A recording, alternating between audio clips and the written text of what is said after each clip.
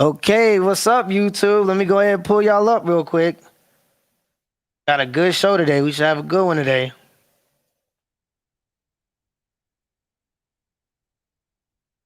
All right, we going. We live. We live. Y'all can hear me? We all good? We all good? Get the chat going. Make sure y'all hit that like button when y'all coming in.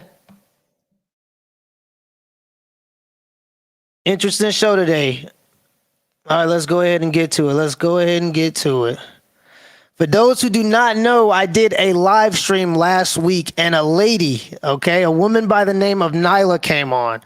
Spoke a lot of truths, a lot of dangerous truths, all right? Things that people don't want you to hear, but it's necessary to say. These are the conversations that have to be had for there to be progress. These are the hard conversations, but the ones that have to be had for progress, okay? So, I really want to appreciate before we come on. I want everybody to be respectful to Nyla.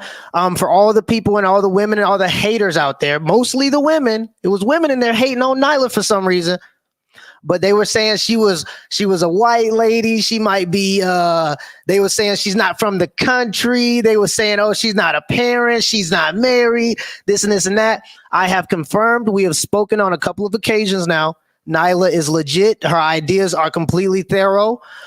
She is indeed married. She is indeed a black woman with natural hair, and she has black children. So for anybody that's out there trying to use that to deflect from a good argument, yeah, that's out the window. So Nyla, are you on now? Yes, sir. I'm All here. right, just making sure you in. Just making sure you in. On the last show, you said some things. You were talking about the nature of women, okay, and how a lot of men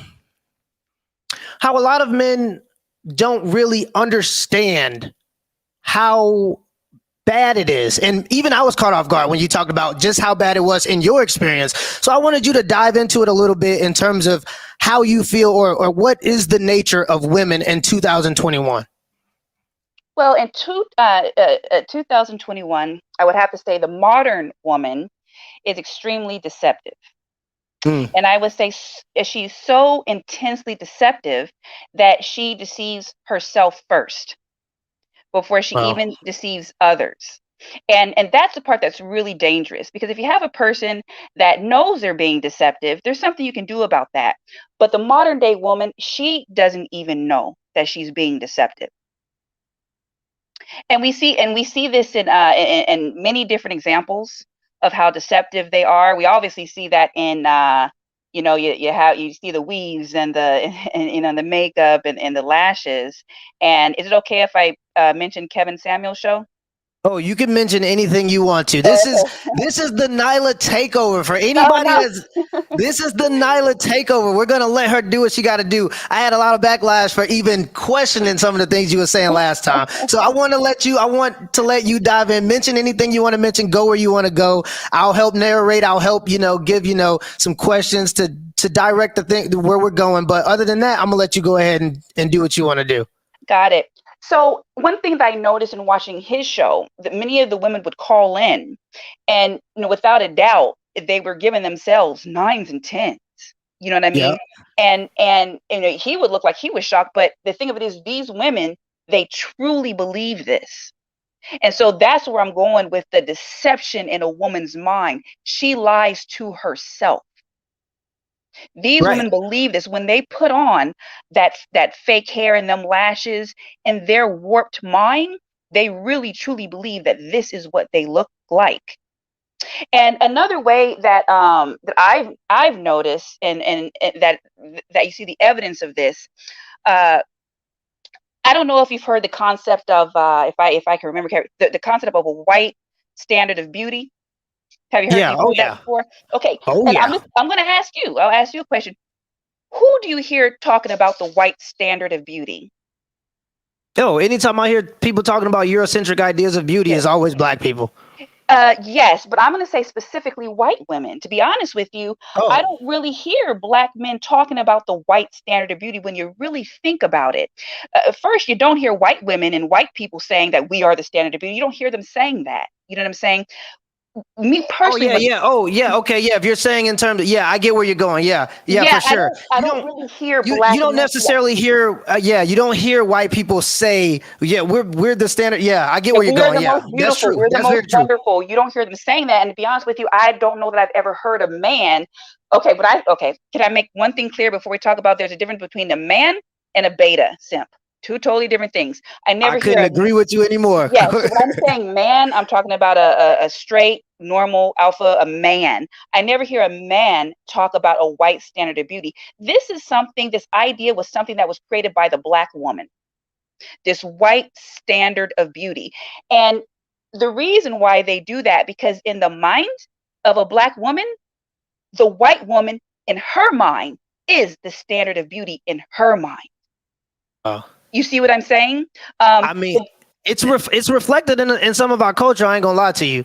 You see people. Absolutely, I absolutely. mean, exactly what you was talking about, the fake, especially with the fake hair. We want to cry cultural appropriation all day, right? And it's usually Black Twitter, and you know who's on Black Twitter. It's mostly Black women. And this isn't, by the way, me and Nyla, she is a Black woman, and I'm married to a Black woman. So this is not to attack Black women, but we're going to Not talk at about some all. of these tough topics because this is the truth. It is what it is. You want to talk about cultural appropriation, but you walking around with 21-inch blonde hair in your head. Yaki, or Like, whatever it's called, or whatever the different names are.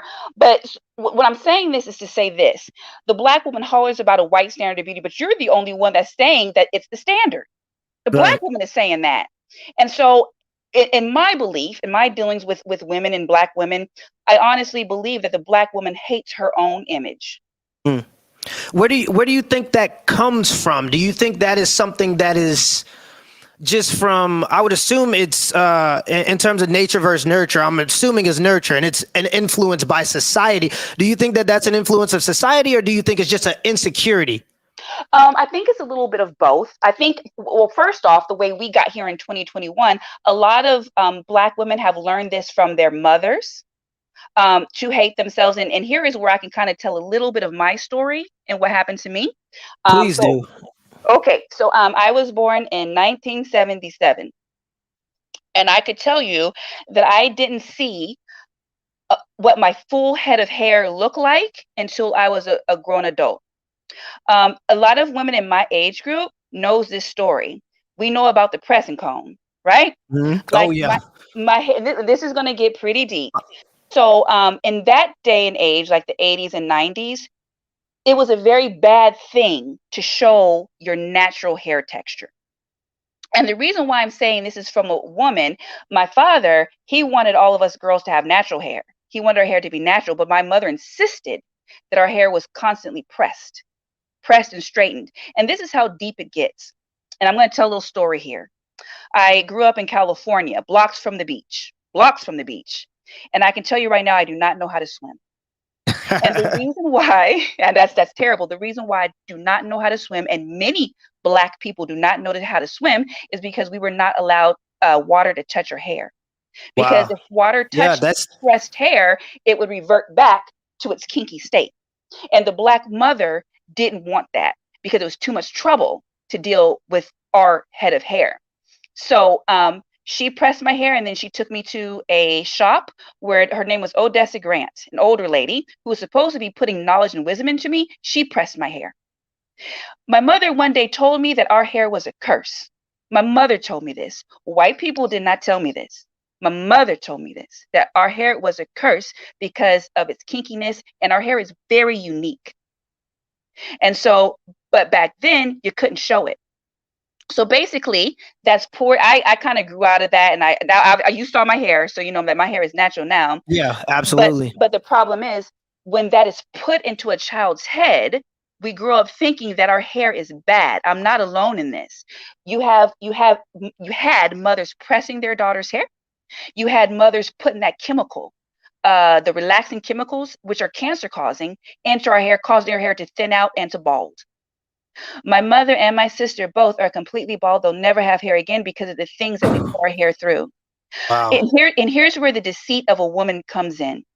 You hear women say, "Oh, we wear weave because it's a protective style and we're protecting our hair." That is such a lie. What are you protecting your hair from? The light, the And, air, the sun?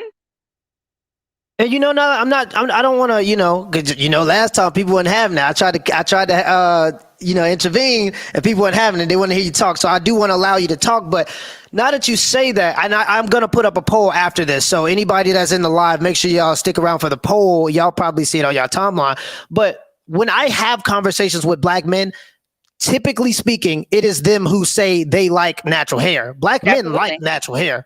And when I speak to white guys that like black women, use them to be lighter skinned. So I'm like, you like a white girl with a tan, is what it is. Because they say they want them lighter skinned with straight hair. And that tends to be what white guys who date black women want, not what black men want. If I'm going off my anecdotal evidence, you know what I mean? I'm going to say this, and here in this, and again, we're kind of focusing on the nature of a woman. Here's the thing about a woman. Let's just say it's absolutely true that black women, dark skin, kinky hair, and as you see, I have kinky hair. Let's say that we are not the standard of beauty. Okay, let's say that is fact. We figured it out. We did tests. We are not the standard. But here's the thing about the mind of a woman, black, white, or any other race. We have seen dark-skinned black women, kinky-haired black women with husbands and children, right? Got a whole continent of them. The thing about the modern day westernized woman, we don't just want one man. We want the attention of the men. Because if you are a dark-skinned woman and you're fit, you're friendly, you put a smile on the face, you can get a man, but that's not enough for us. We want to be the standard. And so Right. that's where the hatred in a black woman's heart for and the desire to be white is. We want to be the standard. We want all the men lusting after us. We're not happy with finding just that one man.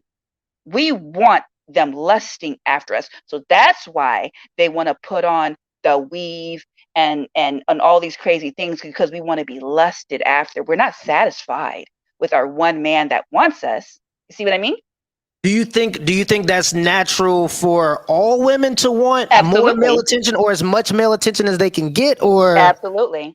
Absolutely. But the thing of it is, we're in America, and here we're just 13% of the population. So right? obviously, that's just reality. We're only 13%, and we do look unique. We have hair like that no other race has. We talk about white Right. people, but It's Asian women, beautiful. It yeah. truly is. It's beautiful. Well, but to be honest with you, the hair that black women buy is not from white people. It's They're from getting the India. majority, exactly. They're getting the majority of their hair from India. So pretty much every other race has this type of hair. Ours is extremely unique. And so that's where they're getting the hair from. We are different. And so, but the way I see it, yes, our hair is unique. Yes, it's different. But guess what? Look at the Asians. Don't they have unique eyes? Asians have Yeah, unique eyes, and you do have some Asians that want to change it, but that's the way they look, and that's the amazingness of our creator. And that's how I learned to embrace myself. I'm unique. You know what I mean? My hair is different, but once we learn to do our hair, it's absolutely beautiful. it is. I'm trying It's to tell you. beautiful. And now that you went down kind of talking about wanting more male attention, you look at cases like Aisha Curry and her, being with Oh, yes. the come on now, it's Steph Curry. Like, if you can't please a woman, you Steph Curry. How you Well, expect a regular man on 40K to be able to keep a woman entertained enough to where she want to stick around? You know what I mean? Because let's just be completely honest about this, and this is kind of going down the same topic, because you talk about black women wanting a lot of attention and sexual attention from everyone around them, and you look at who consumes the most social media, specifically Instagram and Twitter. It's black women. yes. When you look at like hypergamy, and I tell people this all the time, what we're going through right now seems to be a shift in people being greedy, because in most places in America, now 42K, which is what the average black man makes, ain't a ton. But in most places in America, you can do okay with 42K if you're living at your means or below your means. You can do okay with 42K. So the idea that black men don't have enough to provide, and that's why black women don't want to submit, and this is that was always out the window to me, and I always found that a little weird, because back in the, when we had less, even before, because a lot of people like to go, oh, what, slavery, this is, well, during that time we were the highest married. You know, you get what I'm saying? So it's Absolutely. not that we lack money or resources to protect and provide for Black women. It's just that they seem to not want, it's just not enough. It's kind of where I'm going. It seems Well, to not be enough nowadays. I'll say it's not enough for us because, as you know, I am from California, and so in California, I grew up around all different races, and so I was around Hispanic immigrants, Asian immigrants, and what I noticed is they would come here, and they would, oh my gosh, they would work their butts off. They were kind of like us. And after post slavery, they're like us. They worked hard, they lived meager, and so here's what they did. And unfortunately, we used to do, but somehow I guess we've gotten lazy and we've stopped doing this. So they may make little money, but here's what they do: they live below their means. And so what happens Bingo. is you work hard, you build what's called a legacy, so that Bingo. you live, you save, you buy property so you can pass down to that next generation. Now that next generation, okay, so they're going to get a little bit of better start than you. Maybe you might pass down a home or give them an inheritance, and so that next generation builds on from that. And that's pretty much the American dream. You build a legacy somewhere. Why, I can talk about that, but I want to get too deep in that. Unfortunately, the Black community, we went askew. Mm. And I couldn't agree unfortunately, with you anymore. what I couldn't agree with happened you anymore. what happened with our women and what's not happening with others, we didn't stick with our men. We were manipulated. The Black woman, they took the government instead of their husbands. They chose the government and government assistance instead of being loyal to their husbands and the Black community. I That's couldn't what agree. happened with us. And when you talk about work ethic, and this is another thing I say, because there seems to be a quote unquote gender war between Black men and Black women. And they're going, oh, Black women make more than Black men, and this and that. Black men need to step up. Well, I mean, like 57% of Black men live in the middle class, or and that's not including who lives in the upper class. I believe it's about 60 to 63% live in the middle or upper class. So why are we having this disconnect in terms of being able to put it? You got Black men on average making 42. You got Black women on average making about 36. But together, that's about 78. And that's what people are mistaken. That's why we're falling so far behind. And I tell people, at the end of the day, we all want the same result. Okay, we all want stronger families to build a stronger community, but we just have different ideas of how we're going to get there. I personally believe kind of what you're saying in terms of Black men have taken the criticism and we are doing better statistically speaking. Okay, but Black women haven't had that criticism. And now that it's new, it's outrageous. But you see the manosphere going at such a rate because there's truth behind it. People think when truth, and women in general, like when it comes to it, like the manosphere, they think we want to just come here and hate women. When the truth of the matter is, the people here love women. We just don't like what women have become in Absolutely. 2021. So I can absolutely agree with that. And I think I'm going to your point as a whole, not just Black women, but I do believe we lead it. I do think throughout the Black community, there's a low level sense of self-loathing a little mm, bit. So one thing I noticed, especially when I was living in California, you would see Black people, they would live in an apartment, but yet they would drive into their apartment in like a Mercedes or a Benz or things like this, or they would be, wearing the flyest, Jordans, or if you really want to go back into the 90s, expensive jewelry and all these things. And I think it's because it's a low level sort of self-hatred. Like we want to put these things out in the forefront to say, hey, look, I'm worthy. But no, we already are. We already bingo. are. It's okay that we are a small percentage of the population, but we really need as a whole to have a sense of self-pride. And I think the reason why it's so prevalent in our race is because our race is a matriarchy. We let the woman be the head. You know what I'm saying? Thank you. That's a woman's state of mind. You know what I mean? To be vain and all these things, and we're letting the women lead, and so that's a problem. We want others to see us as being rich. And if you really want to be honest, people that really have money, they're not really trying to show it like that. It's Bingo. typically And, people that don't have money that want to appear like they have money, and and that is Nyla, wrong. let me Yeah, just say that when you look at designer clothing, and this is for across the board, the cheapest designer clothing has the most logos on it. When you look at the most absolutely. So you see the bag with the LV all over the Yep. bag. That's the cheapest one on the shelf. Yep. Okay, and we'll get that one because we want people to see that it's LV, not knowing that the people who actually have the money don't buy that. They just buy the all black purse that doesn't have anything on it because it's more discreet. It's almost being a part of a secret club, and it's sad because I want to say the men are almost incentivized to practice this financial illiteracy, if I can say that, because even and this is a story I've shared it before, but when I was in college, I was very to myself. I would already have my girlfriend. I knew where I wanted to go in my life. I knew I wanted to get married. This is what I was going to do, so I wasn't too worried about that. What I wanted to do was be the best I could be in sports. So and I was always kind of financially sound. Okay. So I never really bought things that I couldn't afford or that I could afford, but I just felt like it was too expensive for what it is. So we would we go to practice and people would make fun of me because I got the ripped up shoes. Because I'm using my shoes until they're done. I'm not going out and buying no new shoes. That's This right. isn't that. I'm using them till they're done. And at this time I just had a flip phone. And what they did was try to make me feel, obviously I knew better but I could see how somebody else could be made to feel as if they're lesser than because they don't have those things. But I had a car. So we would have everybody on my team asking me for rides, but they walking around in $300 shoes. And Right. but that was what the girls wanted. They didn't care that the dudes didn't have a car. They just wanted the $300 pair of shoes. Like, And that's why so, I say it is a problem within the Black community, but because we have chosen to put the woman as the head, that's it right there. The men are doing what the women want. That's bad idea. Bad idea. And I'm like you. My car is from 2013. It's been paid off, and I'm going to ride that bingo. thing till the wheels fall off.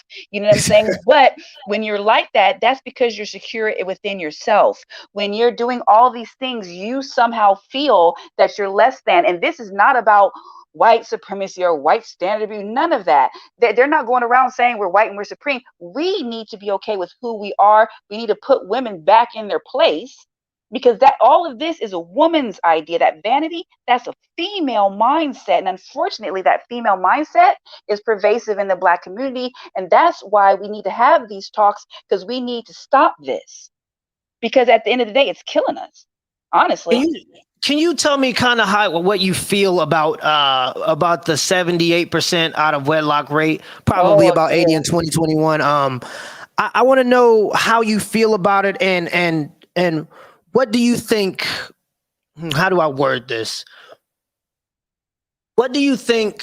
I guess what do you think we could do to kind of prevent that? Like, why do you think that 78% rate? Okay, let me ask. Let me just because I do this a lot. Let's go like this. What are the effects of a man being raised by a single mother? Let's do Oh that. dear. Can we talk about that a little bit? You're Because trying to make sure I get hated, huh? if we're dealing, okay, here's the thing: if we're dealing with the 78% out of wedlock rate, and we would have to assume that most of those children are being raised by women, and Yes. statistically speaking, that would be a true assumption. Um, Hmm. what? Well, the How is that going to affect the men that then go out into the world and have to show right. that are representing themselves as black, that are black people? Like, Well, how does single motherhood affect black children, black boys in particular? Well, the thing about it is, before we even get into the black part of it, the data is already out. The facts are Right. there. It's been stated. Children that are raised, I don't care what your race is. If you're raised in a single parent household, the probability of you going to prison, the probability of you committing suicide, Right, double, the two times the chance of committing absolutely suicide. We you got becoming a single parent yourself, you're two times more likely to drop out of school. You're absolutely. and for black girls, I mean, or you're about three times more likely to commit a violent crime. Yep. You're 30% more likely to not have a job at the age of 30, and for black girls, you're almost three times more likely to get pregnant before the age of 18. So then the cycle repeats itself. Going to prison, all of the above when you're raised by a single parent. But it affects us more. Our numbers are just higher. You know what I'm saying? When there is not a man there to create stability, and so that's why we're trying not to go off topic here, but that's why we're talking about the nature of a woman. A woman is not able to create the stability in a child the way a man can. It's been said before that pretty much a woman is useful for their children up until around about the age of 8. After that, Mm. it's absolutely good to have us there, of course, but after that, a man needs to take over, Right. especially in the life of a male. If that father is not there, essentially what that boy, child is going to do is he's going to take on the emotions of that female, that woman, because that's all he sees. He and all this stuff about oh, we can divorce and the kids can be here one weekend and there the next. A man child, a boy child needs to see his father every day. He needs to see how his father moves. He needs to see Thank how you. his father walks, how he talks. He needs to see that on a daily basis. So in reality, our court systems are really terrible because it's set up for the woman. But in reality, it's the man, if anything, that should really get charge of the children after the age of 8, because it's the Mm. man that's going to create that stability. I'm very nervous because I'm about to say something that they're really not going to like right now. But Say whatever you like, okay, and we'll deal with whatever comes with it, however we okay, want to. At the this end is of the going to be day, a this is rough. our platform, and this is why we have it. So nobody can tell Okay, us to not say what we want. okay, here we go. I hope your audience holds on. All right, hold on to your hats, people. You heard her. You got the warning. Women essentially, oh boy, are like children. You've heard this, right? You know, when a plane's going down or a ship is sinking, what do they say? Women, See, women and children first. right. Essentially, women are like children. Oh, I'm about to say it, and similar to dogs, but I'm gonna explain that. I'm gonna explain that. Children and your dog's pets need to be trained. If you do not train your children up right, and if you do not train your dog up right, what are they going to do? They're going to crap all over your house. And if you have a woman out here uncovered, untrained, unsubmissive, that's exactly what she does. She No, craps all over the and, house. and Nyla, let Mhm. me Yes, sir. put. I actually did a video, and I understood that it was a dangerous topic too, because if you say something like that, obviously I know. people I are just gonna know. take it and say, oh, they compare women to, not understanding we're talking about a Yes, little bit of the behavior and what you have to do. It's not like we're saying women are dogs. Obviously, no. I'm saying right. because in the same sense, a woman needs to be trained. In my personal belief, I believe a woman always has to have a male covering over her. A woman is And supposed. Oh, sorry. And no, I was just gonna say, but that's for some reason is so taboo, and it's not even like okay, the word train may rub people off the wrong way, but I if you're know. sitting and you're offended right now, think of being coached. Okay, Okay, think we'll of a say man coach. just That having to sounds teach better. you. Yeah. A man just has to kind of you have to be coachable as a woman. You have to allow a man. You jumping on you expect him to lead, so he has to be able to lead you and coach you to be what he Absolutely. needs to get y'all to the promised land. I don't understand why that's such a taboo thing to say right now. It's maybe because feminism then moved into the way, and it's making a lot of people feel like anything a man has to say is a part of the patriarchy. So now we're not even allowed to have conversations with women. You know what I mean? So Exactly. it's So that's actually a better word. Well, I mean, I kind of like the word train myself, but yeah. I I mean, think it is what people it can is. swallow. I think people can swallow the word coached a little bit better. Essentially, what happens is a woman is supposed to go from her father's home, straight from her father's home and her father's covering, into her husband's home, into his covering, so she has consistent guidance. Unfortunately, what has happened in the Black community is our women are uncovered. A lot of times they were raised in a single family home. They've been around women, so there was no guidance there. And then she's out in the world. A lot of women don't want, at that point, they've never been raised with the guidance of a male father figure. And so now she's out here in this world and she doesn't know how to submit to the authority of a man. So essentially, we have a bunch of women out here that are wild. And as we said before, when the white community gets a cold, the Black community gets the flu. And so you have a bunch of wild, uncovered, untrained, unsubmissive Black women running around here, and we can see the fruits of that. We can look at the Black community and see what happens when you put the women at the head. We have high crime rates, violent crime rates. We have high incarceration rates. We have high. We don't talk about this, but our abortion rates are extremely high. We've been at 13% since I was a kid.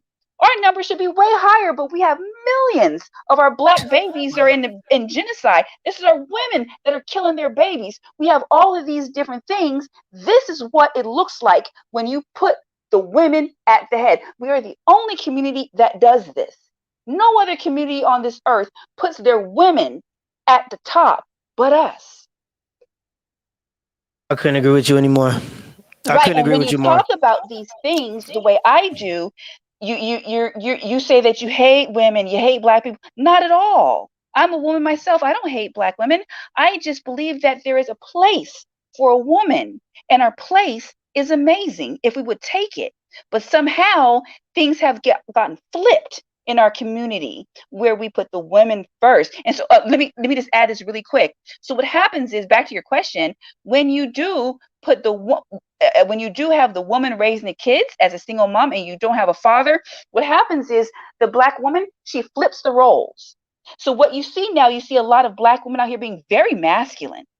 You know what I mean? You're right. That's The go women are talk going to him, after. Nyla. Talk to Oh, him. okay. Yeah, so you have the women out here going for those degrees, going for these high jobs, and going for this, trying being like the men. And then what do you have with the men? You have overly emotional men now. That's not a black man. When you see these men out here hollering and yelling and screaming and like a woman, that's not the nature of a man. A lot of these young black men, they think that being a man is being violent and out of control. Absolutely not. The nature of a man is control and domination over your Thank you. emotions. Oh But my you never goodness. saw that. And because here's what your mom did. Every time something didn't go her way, she kicked and had a fit and she screamed and yelled and it was emotional. So that's what the black boy grew up seeing. So he doesn't know how to control his emotions. Thank you. Keep. Yeah, Oh my goodness. And this is what I tell. I always try to tell people, black.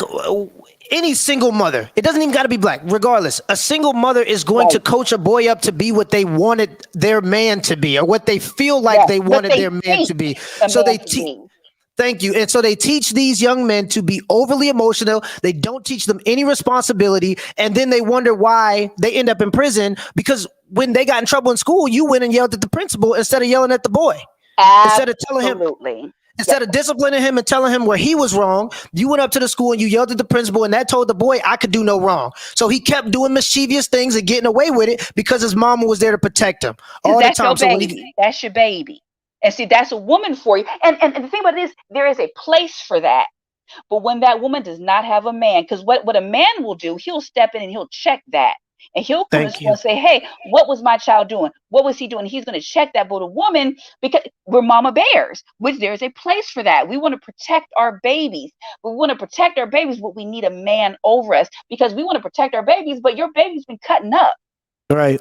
And Bullying kids and stuff like that. You're not supposed to protect your baby then. You need to discipline. And so that's where a man thank is you. necessary. and Right. that's why and that's why I always tell people too, when a father isn't appreciated until you're an adult a lot of the times, because mom is there to bandage you up when you slip and fall. She's there because of the empathy, and this is a good thing. It's natural. It's a Yes, good that's thing, our but you need purpose. Yes. the masculine energy to balance that out, because and a lot of times the men aren't respected until you get to a certain age and you realize, okay, when I did this wrong and my dad spanked me or whooped me or told me to go do my homework instead of going outside and being in the streets and this and that. You don't, at the moment, in the immediate moment, you feel like, oh, why is he doing this to me? Why is this happening to me? But once you get older and you see everybody else lives falling apart and you realize, oh, my life is still intact because I followed the rules that my dad set in place when I was a That's child. right. And, That's and a right. lot of times that goes unappreciated until they're older, but it needs to be appreciated. It's a necessary role that man, I'm happy you talking about that. And I do want to talk a little bit about how women are giving away a lot of their power. They feel like this, what they're doing now, this road that they're taking is going to quote unquote empower women. But women have been power. You can literally reap the benefits of war without having to lift a finger as a woman. Absolutely. And how much more power do you need? That's the most powerful position. And in a video, I compared this kind of behavior to what is a wolf and a dog.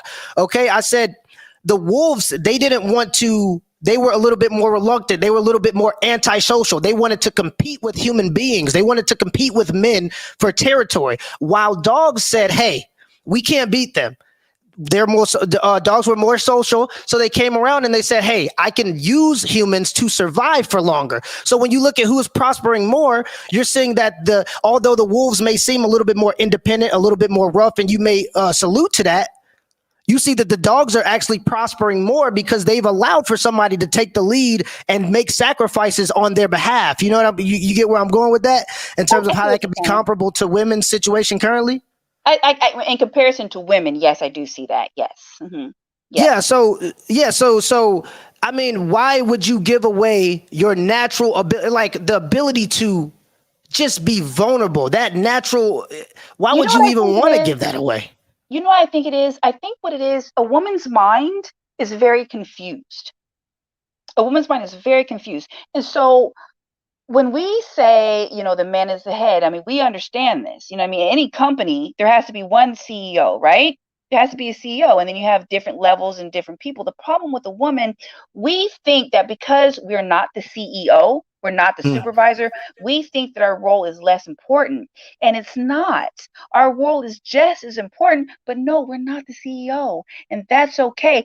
But what else do you expect from a female's mind? We don't understand logical things a lot of times because we base everything off of emotions. And so emotionally we feel, well, I want to be in front. I want to be the head and da, da, da, da. And I get that, but our role is very important if we stay in it. Right. Right. But when we try to venture out and try to be like the man, that's when things tend to fall apart. So like for the women, your role as a woman, not side by side with your men, not side by side with your husband, but he is the head over you. But your role is very essential. But when we aren't in our role, again, you see what happens. Right.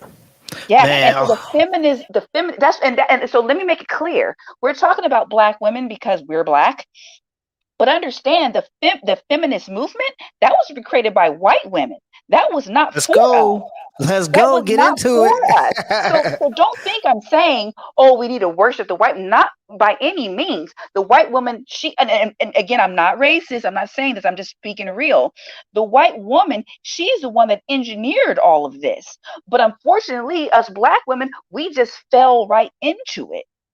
And it's destroyed us because, again, remember what we talked about when we first started? Again, the Black woman envies the white woman. So that's why we took on their struggle. And look at us now because of that. The white woman, and oh man, this is going to sound racist. I'm not racist. I'm really not. No, keep Okay, it I coming. know. Keep it because I'm trying. Okay. because we talk about a lot of these things, but coming from a woman, especially a feminine woman, this is so important. I want you to keep what you have in your head right now, but this is very important because a lot of the voices that are on YouTube or on platforms that other women get to hear are very masculine women because traditionally speaking, the feminine women don't want to be outspoken. They don't want platforms. They don't want to combat against men. And so that was the thing. I remember the last time I was on your show, you're like, "Don't you want your own platform?" It's like, not really. I'm kind of, I'm a wife, I'm a mom, I work, and so that that's another thing. But I do understand that this needs to be said, and so I understand that. But actually, no, I'm kind of good in my little world here. But I do understand this. The truth needs to be spoken, and so basically, so I want people that are thinking, "Oh, she's hating Black women and she hates herself and all these things." Absolutely not. The feminist movement was a white woman's movement. The white you can look woman, that up. What's that? I said you can Google that. That's the thing. They'll get upset that about was her facts. movement. That's a Like fact. I said, all women are the same. I'm not saying that we're the same. It's just it manifests itself differently. The white woman was not happy with her role, very unsatisfied, and so she created this feminist movement. Unfortunately, the Black community were easily manipulated. And so we jumped on a movement and a battle that was not ours. And so We do it all the unfortunately, time. we I do mean, it all the time. when you look at what happened to us after the civil rights movement, I believe the civil rights movement got too powerful and it was scary. So we had Yeah. to get separated, and we did successfully. But one of the Right. things that's going on right now is we have black women fighting for everybody except for black people. They're going on, they're talking about, Mm, and I don't have anything against these communities. They're going on, they're talking okay, about LGBTQ. They're going man. on, they're talking about Asian hate. They're Oh, can going I on, they're jump talking in about here? Can I women's jump in issues. here really quick? Yeah, go I'm ahead. gonna say this. Oh, oh man, I don't want to get your channel flagged. I'm scared to get your channel flagged. But if you want to really get to the truth, and I'm about to hurt some feelings right now, the Black Lives Matter movement, led by who? Oh, we've spoken about our opinions on some of these topics. So Okay, the Black Lives Matter movement are women because we want to put them at the head. They said the Black Lives Matter movement was about the black man and protecting the black man. This is where I get almost angry. That was bull crap. The Black Lives Matter movement was started, led, and continued by, okay, oh boy, it's just a fact, lesbian black women. Their agenda was not to uplift the black family unit. That was not their intentions at all. But because the black female is so adamant and so is it boisterous about her beliefs, that she pushed this agenda, had nothing to do with building up the family unit. And if you went to their website, and I did before they changed it, before they were uncovered, not only were they not about the black family unit with the man being the head, they believed in communal family where the community raised the kids and all these different things. They were about the destruction of the black family unit and the destruction of the black man, the black heterosexual male. But because the black community is so easily manipulated, we fell for it because that group had a good title. Black and Lives Matter sounds about right. So let's get behind this. Now, and this. oh, Oh, sorry. go ahead. I'm sorry. Go ahead. No, I'm No, gonna I let you was going to continue. say, who is it that the Black Lives Matter group lifted up? You had people. Oh, this is going to be. Oh, I'm scared to say this. Hey, keep warming up because I'm following you, and I Okay, can no, jump I'm in at scared any to say moment it. because we on the same page, and I'm happy we got this Okay, chemistry because I could go off too, but I'll need you to keep doing it I because know I you love put hearing it this coming from a scared woman me. because I thought that this was just me thinking these things. But go ahead. So essentially, what would happen is there would be a case that came out. Some black man that was in trouble with the law, and things happen. And the reality of it is, every other race knows this. When you choose a life of crime, when you do certain things, and where the law is in your life, anything can happen. You don't know because when you choose Mm. that lifestyle, it's not stable. So what happens is you'd have a young man get in trouble with the law. Things happen. They were killed by the police. So what the Black Lives Matter did was they exalted those men. No other race does that but us. They had. Okay, I'm going to touch this and then we can leave it really quick because I know a lot of people are not going to like this one. But we had George Floyd up there with Malcolm X and Martin Luther King. Martin Luther King. We had put him up with them. Okay, black women did this. Black Lives Matter did this. Let's not talk about the many black doctors, the black male doctors. We don't want to put them up. We don't want to No. put the black male. And I'm. Well, I don't want to say where I am, but where I am, there's plenty of black doctors, black dentists. I know personally many black engineers, black male engineers, black male business owners. We don't want to put them up and exalt them. See, the black woman, because of her envy, because of her penis envy, she wants to put the black male criminal up and put him up. See, that's how backwards the mind of a woman is. And so, unfortunately, because we're a matriarchy, we went right along with it. And we applauded that. How dare you mar the image of Dr. Martin Luther King Jr. and put him on par with a man like George Floyd? What happened to him was terrible. It's horrible. It is what it is. But when you're Yeah. in a criminal life, criminal things happen to you. And here's the No thing. other race does this. I'm in Minneapolis now. I'm from Minnesota, so I'm in Minneapolis Okay. now. Okay. And but here's the thing. Here's the thing that we don't want to talk about. Here's the thing, and this doesn't mean I'm on either side. I'm really more middle.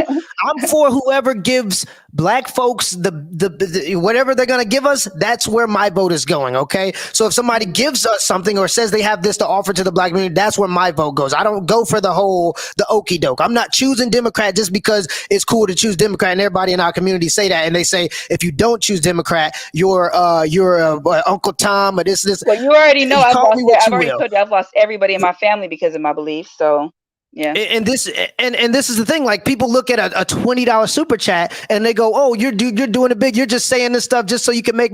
I'm like, do you understand the repercussions that saying these ideas have Oh for yes. black people? Like, Oh yes. if I even say something like, "How in the world?" With considering everything that the Democrats have done against black folks and how a lot of their policies have Hello. worked not in our favor, we still have what is it, 95% of black women voting Democrat? What's Yes, the sir. Yep. 95% of this ill? The Just unfortunate part is a lot of black people don't know history. The party of slavery, the party of Jim Crow, all those things, Democrat. that was the Democrat Party. Thank you. They are here to deceive us and to keep us deceived and to keep us on that plantation. And if you dare attempt to leave that plantation, the ones that are still left are controlled in their mind. I've been called, I'm a woman, but I've been called Uncle Tom, bedwench, every word in the book. But here's the thing about it is, oh, you must hate yourself. No, I love myself and I love the way God Bingo. created me. And I know that black people, when we're left to our own vices, we can be a powerful and beautiful people. But unfortunately, we are easily deceived. We Right. we want okay. Can I? That's what they do Okay, every single election, Nyla. That's what they do. Every yeah, election, every single. And let me just say this quick. Historically speaking, I don't know if people have noticed this, but black men, especially black men, are very working class people. Okay. absolutely. Historically speaking, we have worked very hard to pull ourselves up. We've gotten knocked down. We've pulled ourselves That's in back us. up. We've gotten knocked down, and we've pulled ourselves. And this is what we've continued to do. Now we're supposed to understand this rhetoric. Now we're supposed to believe in this rhetoric that the only of white supremacy and we can't do anything because of white No, supremacy, and now we're supposed to be join the Democratic Party so that they can help us go against white people and get reparations. And we're expecting they want us to join a party that expects people who have oppressed us to help us. Me yes. personally, I've never gotten that. Like that They hasn't made sense they to me. want to keep us in a position of submission. They want to keep us feeling as like we're oppressed, that we're victims. And let me say this. Okay, oh boy. Even if you are a victim, let's put this in natural time. Let's say you were a victim. Let's say you're walking down the street, someone beats you over the head, takes your money, and you are a true victim. Here's the thing. Don't be a victim. Being a victim is not going to get you anywhere. Even if it did happen to you, you have to rise above that. And unfortunately, a lot of these Democrats, they want to keep us in a state of victimhood and oppression. I have had conversations with black people and I say, I'm not oppressed. I'm not a victim. Yes, you are. Yes, you are. No, I'm not. I'm like, What how is you gonna tell what is me? how are you gonna tell me that I'm oppressed? How am I oppressed? Let me say this. I know we're kind of going off from women. We'll get back there. We're gonna get back. But Yeah, we'll make up. listen, the reality of it is there are people all over the world that would almost die to get here. And I know this for a fact because I lived in a state where people were literally giving their lives to get to this country because this country is very unique. This is the Thank you. one place in the world that if you work hard, you do the right things, you save your money, you live beneath your means, you have a family, you can make it in this life. And so people Cam. will you have people, the Mexicans where I lived in California, they would travel through the desert, through the mountains, doing anything to get here because other countries there's not this opportunity. And here we are as black people, we helped to build this nation, but we are letting somebody tell us that we are not Americans. We are Americans, and we are here for this opportunity. Take it. Thank you. Thank you. But we want to stay in this perpetual victimhood, oppressed state. And again, to bring it back to women, that is a female mindset.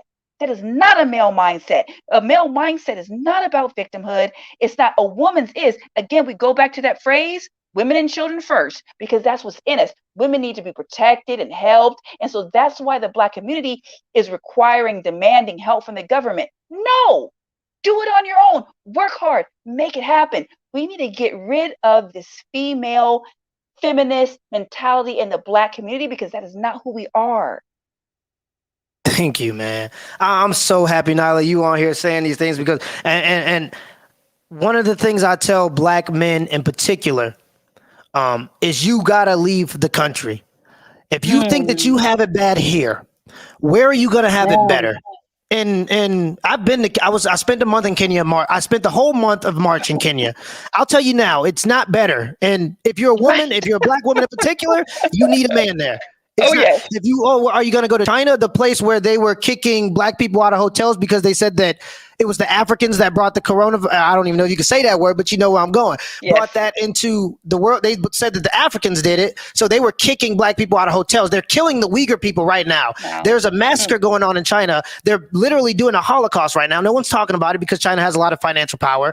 They I know absolutely we're do. getting into politics a little bit. I'm We sorry, I are. didn't try to go We're too gonna get far, back to women, but the women's we got nation. Hunter Biden. We got a 95% of our women are voting for a president whose son is in bed with China. He's worked Mm. for a company.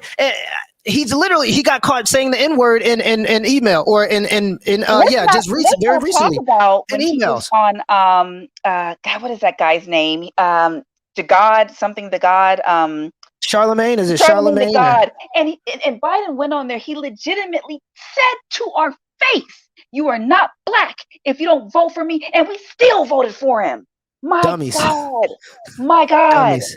And we And still voted for that man. and I'm not even. And here's the thing: I'm not saying that you have to vote No, Democrat or no, no, no, Republican no. or in, I don't care what you Absolutely. do, but look at Right. the information that's given. Don't just go, Right. oh my gosh, we have the chance to get a Black woman into the office. So 95% of Black She's women not go out even and a vote for Black them. That woman. was She's not even a plotted. Black American woman. That's the crazy part about it. And that's all they She's cared Native about. American and she identified as Native American up until she wanted to Well, get no, into the she's White that House. Indian. She's an Indian. Indian, I'm sorry. Was it Indian or Yeah. Native She's an American? Indian. No, not it's India Indian. Yeah. Okay, so Indian. Okay. Yeah. She's Well, I Indian and guess they wanted her in there because that's where they get their hair. So they were like, we want the woman, we want a woman from the place where we get our hair. So, but anyway, she. we can move. I know if we start going down that rabbit hole. All right, I'll take it here then. I'll take it here for you. Let's go here. What do you think? How do you think a Black man, say he's like 27, 26, he's just kind of getting his legs under his feet. He's trying to get things going. How do you feel he should go about dating Black women in 2021? Do you have any advice for a man trying to date Black women in 2021? Man, oh wow. This is a very important question because I have two sons of my own. And so I'm really concerned about what kind of wives that they will be able to get, in this when they become men. And I think I said this on your last show. Um, the main thing for a man, especially a young man, is to focus on their goal. Even at Thank that you. age, I honestly, these are my sons, and they're 11 and 8, and I'm gonna impress on them to not worry about that. You focus on what you're trying to achieve in this life. And what you need to look for is a woman that's going to jump onto that. Unfortunately, because men are very visual, and sometimes because of the deception of women and the things that we do, sometimes you can kind of be thrown off. You know what I mean? Hair, nails, Hair, nair, and hell, manipulation yes. used to getting Hair, the nails, yeah. the boobs out, waist trainers, all these things, and it's very easy to get manipulated and almost it's almost like voodoo sometimes. You know what I mean? Because the way that a woman can be, and that's all fine for fun and games. But when you're thinking about a woman on your team, all I can say is they will come to you. When you focus on what you're trying to do, they will come to you. This is kind of a side topic, but I definitely wanted to touch on this before we end this. And I really hope that men really hear this. The One of the worst things that you can do as a man is to become a stepfather. And Please, hey Nyla, okay, Nyla. Oh, You got to yeah. talk about this. Right. Please So talk this to is, because anytime it it's, comes from a man, yeah. they say it's just you hate women, you don't want to see the community get better. Who's going to take care of these kids if they don't have a that was your responsibility as a mother. But I'm going to let you go ahead and do the Yeah. talking And cuz so we've already talked about it enough. right. So I want to bring that up because that kind of bleeds into what we're talking about these young men, about the type of women they're going to get. Unfortunately, what a lot of men do, because there's so many single mothers out there, they get with the single mothers because they're very easy. It's easy to get with a single mother because she's desperate, and she's desperate. She's easy. You can jump right in. You don't have to put in a whole lot of work with a single mother. But I'm going to say this: one of the worst things you can do is to get with one. And so, what the women told you men, they said that when you get with us, that you're helping the community and you're doing a good thing. You're helping that poor child that doesn't have a father. You're going to step in and you're going to be the father and you are just helping the community. Gentlemen, you are not helping the community when you sign up to be the father of these women's children. You are not. Here's why. Because what you did when you signed up to be a stepfather, what you did is you made it easy for women to leave their men, because a woman knows I can leave my man. I cannot, I don't have to step with him because I know some beta simp is going to step in and pick up the pieces. That's what you're doing. Now, I'm saying this because my father was one. Okay. Not just my father, but I know many men that chose this route, and that's the worst Here, thing you can do. And here's why. let me Okay. say one thing before Okay. you say Okay. why it's the worst thing you can do. I do want you to keep that in your mind. Right. We are not in certain situations. I get it. Okay, it's not all. But take the information and do with it what you will. All right. I also was raised. My mom was a single mother, and then she got married to another man who had children himself. So it made a little more sense because both people were bringing Right. Right. something to Yes. the. So we're not saying it's just black and white, this and this and that. If it's up to me, in terms of being strategic in your own life as a man and following your own purpose. This is not something you want to do. Tell them exactly why they should not do this, Nyla. Go ahead. Well, first, Tell let them. me say this. I know somebody, well, no, my mama, my stepdaddy was important to me. I get all that. So I'm going to repeat the words of, you ever heard of Jesse Lee Peterson? Yes, sir. He, Yes, he ma'am. says, he says this Yes. phrase, and I love it. Not all, not all, not all, but most. So if it doesn't apply, let it fly. But so now that that's being said, if your stepdaddy was the greatest man in the world, then I'm not talking to you. That's fine. There's always exceptions to every rule. But here's the thing: at the end of the day, as human beings, we're animals and we have certain instincts, right? Right. Here's what happens when you take on a woman that has another man's child. That woman will never fully respect you. She doesn't understand why she doesn't, but she doesn't. Because here's the thing, and I'm gonna break it down for you now. Now, the woman's mind, she's not breaking this down. All she knows is she can't respect this man. Here's what happens. Basically, what you're saying is this: that your seed, because a man carries a seed, right? Your seed is not good enough to produce your own legacy. So you're going to take on the legacy of another man and submit to this woman and build up another man's legacy. Now, the woman's mind doesn't fully grasp this, but all she knows is, I can't respect this man. For whatever reason, I just can't respect him. If you're a man and you respect your male authority, you want your seed to produce your own legacy. Okay? And I so couldn't. that's now, do we cognitively think all this stuff through? No. But like I said, we're animals like anybody else and we have instincts. And so instinctually, a woman knows, man, this man done took on my kids. Something about me just can't respect this man. And I've heard story after story after story of of stepfathers that took on a woman that had another man's children. And I've heard of men that have gotten abused, not just mentally, but physically abused by their woman. Financially as well, all the time. Here we go. Financially, mentally, emotionally, physically, spiritually abused by women because you made a choice to take on another man's legacy. I need our black men to be built up. Your seed means something. You, your seed means something, and you need your woman to respect that. A woman cannot respect you when you take on another man's seed. And we've all heard the story of lions. If a male lion takes over the pride, he's going to kill those cubs. Gone. They're That's just gone what it because is. that's And so, yes, the male lion doesn't understand that. It's instinctual, right?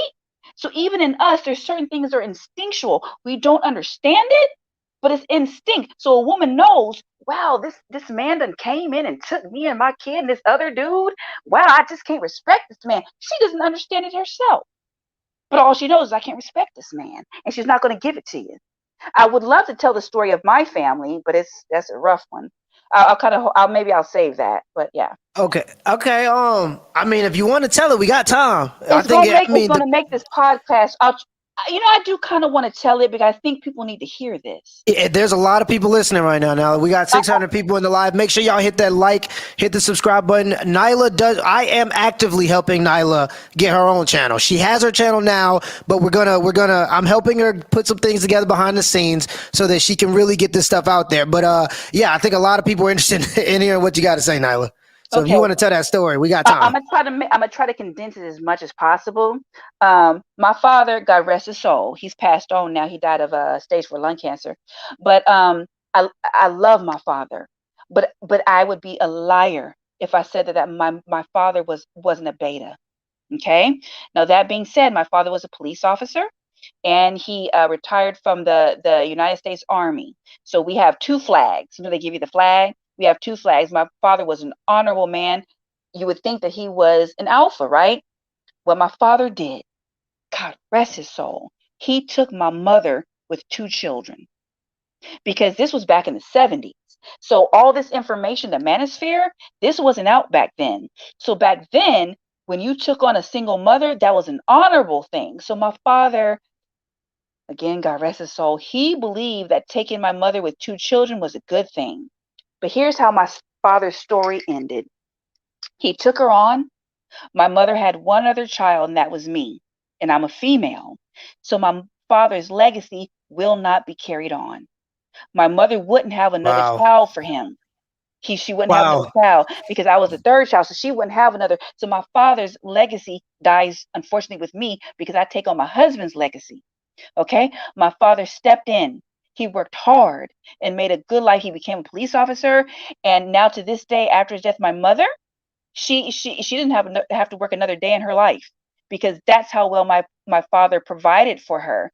My mother did not give any inheritance to the children. He wanted to give inheritance to me and his other daughters. She gave us nothing, because that's the nature of a woman. I'm scared to death that my mother might hear this, but it's the truth. Let me say this. Here's how much my mother respected this man that took her and her two children in. When my father died, he requested that if he got to the point where he couldn't survive on equipment, he wanted the plug pulled to end his suffering. My mother didn't do it. She allowed my father to suffer for hours. And watch this, because she didn't want to pull the plug. So my father suffered. If she'd have pulled the plug, he would have lasted a few minutes and he would have been gone. She wouldn't pull the plug. My mother did not die by my father's side. She went home and went to bed. So my father died by himself. So I'm not saying that's every stepfather's legacy, but what I'm saying is it's more common than what we think. My father died believing that his wife was his everything, and this is what she did to him. I'm not alone in this. I know people say, "Well, Nyla, you're bitter." I'm not alone. Understand, gentlemen, and hear me clearly. When you take on a single mother and become a stepfather, that woman cannot respect you. Now, I can give some other stories about some other people I know. That's just my story. But that is the reality. She can't do it. It's instinctual. Can you? I mean, do you have time to give a your storytelling abilities? I mean, I'm sure everybody wants to. I mean, you could use not names, or you can. No, I I won't use don't. his name. I do have a friend of mine that he told me, because I told him I was going on this show. He said, please, use my story to warn, other men. So I'll give this next story. Okay. A good friend of One mine. second, Nyla, Oh, before yes, you start yes. the next story. We have Okay, 623 people in here. okay. Everybody hit that like button, first of all. Second of all, Nyla, it's Red Femme Diaries, right? Red Yes, F. sir. Well, the All right, fem is can you spelled, spell that out for me one more time? I'm yes. going to type it into the chat right now and pin it up to the top. Okay, so fem is spelled Femme. And if I can break down why I gave myself that name, Oh, is that's that fine. okay? Yep, that's fine. The color red, because red represents the red pill movement. I don't know if a lot of people know about that. Yeah, that's it right there. So red, it represents the red pill movement. You know what I mean? And we've all seen. We know where that comes from. That comes from the Matrix. The red pill is about waking up to the truth. So I like red. I also read. I'm not saying I'm an adamant Republican, no, but I do have conservative views. But typically, when you talk about a red state or a blue state, we know what we're talking about when we say red, right? Yes. Right. Also It's red. always, yeah, we And know. also red, I am a Christian, doesn't mean I'm holier than thou, but red represents the blood of Christ. So I chose that word red because it represents what I believe. Red pill, red states, red beliefs, red blood of Christ, red as the blood of Christ. I chose femme because femme represents femininity, true femininity, not what do you call this? The feminist movement. No, but I mean true femininity, and I want to really talk about that when we're done. True femininity, excuse me. I had a stuttering problem when I was younger. That's why I get tripped up over words. And diaries, because these are the beliefs that I truly believe. And unfortunately, like I've mentioned several times, I've lost literally everybody in my life besides my husband and my children and my mother, because of my belief, because she's coming around too. And so that's why I called it Red Femme Diaries. Yeah, that's what I came Can up with the you? name. Okay, that's I pinned the channel to the top here. So if anybody after the show or whatever it may be, make sure y'all go ahead and give her a sub, man. I think she deserves a sub, and at the very least. Also, let's can we get into that next story of why you believe men shouldn't date single mothers and commit their lives to single mothers. I agree with you, by the way. So I do want you to go ahead and tell that next story. Okay, so the next, what we need to give him a name, right? Let's call him Bob. That's fine. That's fine. That's kind of silly, but nah, that's kind of silly. Let's not give him Bob. Give him a name. You give him a name. I don't know. Bob is kind of silly. Oh, you You could give him got call him Chris. That's Chris. fine. Okay, so Chris. We call him Chris. And like I said, Chris wanted me to share this story with you all because of what he's going through. What happened with him was Chris, he ended up he had a high school sweetheart, and they were together. She went off and she had a baby, a daughter, by another man. But Chris decided, for whatever reason, later on, that he would take her on as a wife, okay, Mm, with that daughter. And so after they had that daughter, they ended up having four more children, two daughters and then a set of twins, a boy and a girl. uh, Chris's wife, like I said before, does not respect him. I've heard it myself. She verbally abuses him in front of the children. She has cursed him out, called him. I'm very careful with my language. She's called him a bitch. Everything in the book. She's put hands on him. Here's the problem. Because of that beta male mentality, after she's put his hands on him, a lot of what you men do, he had the opportunity to call the police and put her in jail. But because you guys unfortunately sent to us, he wouldn't do it. He wouldn't press charges. So a lot of you men out there, I know somebody's hearing me right now, when your woman puts hands on you, y'all don't hardly ever want to press charges because you don't want your woman in jail. That's a bad thing, because what you just did, you taught your woman that she can put her hands on you and you're not going to do a doggone thing about it. right. And so because of that, his woman is completely out of control. This man is being now. This man I'm talking about, this is an engineer. Remember, I told you that we have black everything. He's one of the few black engineers in this country. He provides fully for his family, her daughter from another man, plus his children. He does all of these things. this woman does not clean the house. She doesn't cook, doesn't clean, doesn't do anything. She puts her hands on him. And this is what I'm saying. My story is not alone. I know many men that are going through this. You're living with a woman. She doesn't want to clean up. She doesn't want to do her role. She doesn't want to submit, and you're living like this. I know they're out there. I know you Yeah, guys are out there. You're and dealing with this this. and Nyla, women don't like to understand it, and I mean, they don't like to understand the fact that they are truly alive because at the mercy of men. And I know Absolutely. that's taboo to say. I know we It's don't like to true. talk about that. But if we're completely honest, and men, we have a social contract amongst each other. I understand that if I go into a bar and I get loud with the man, it can get physical. So with the exception of a few knuckleheads or a few people that have friends around them, so they get extra brave, we tend to not do that because we have that respect, right? But a lot of times you see women, you go into the bar, you see a woman splashing a drink in a man's face, hitting on him, this and that, and the man doesn't even know how to respond because Yes. And so we that's another thing I really want to put out there. Oh man, my heart really goes out to you men, because you men think it's honorable when you let a man, like you said, throw the drink in your face, hit you, punch you, scratch you, do all these things, and you just don't do anything. What needs to happen, what I pray happens, you need to start holding these women accountable.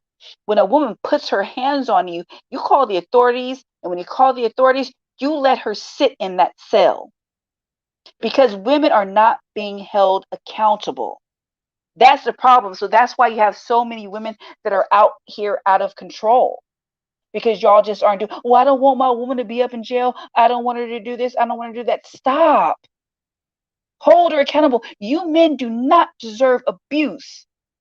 The fact of the matter is, a woman knows when she puts her hands on you, 9.999 times out of 10, y'all men can put some serious damage on a woman. With a woman's mind, we know that you're not going to do nothing. So we that's know. why we strike out. Thank Yeah. you. And that's why I have a specific distaste for women who think that they can fight men. And I'm like, do Oh you understand you man. are alive at the mercy? At the mercy that a Oh, man, when you act up like that, that a man doesn't just lash out. Because we have a social contract, us men. We understand that if we do that, we we can are hurt the ones you. that are We can hurt responsible us. because we Right. are always held accountable. Yes. Now, regardless, but people like to say, oh, black men haven't been held accountable. This not Yes, true. you We are. have Right. men have always been held accountable for the things we do. A lot of times women get that leeway and they start thinking it's sweet, and man, it's sad to see that. And We have. it's only because they understand that there's protection in place for them.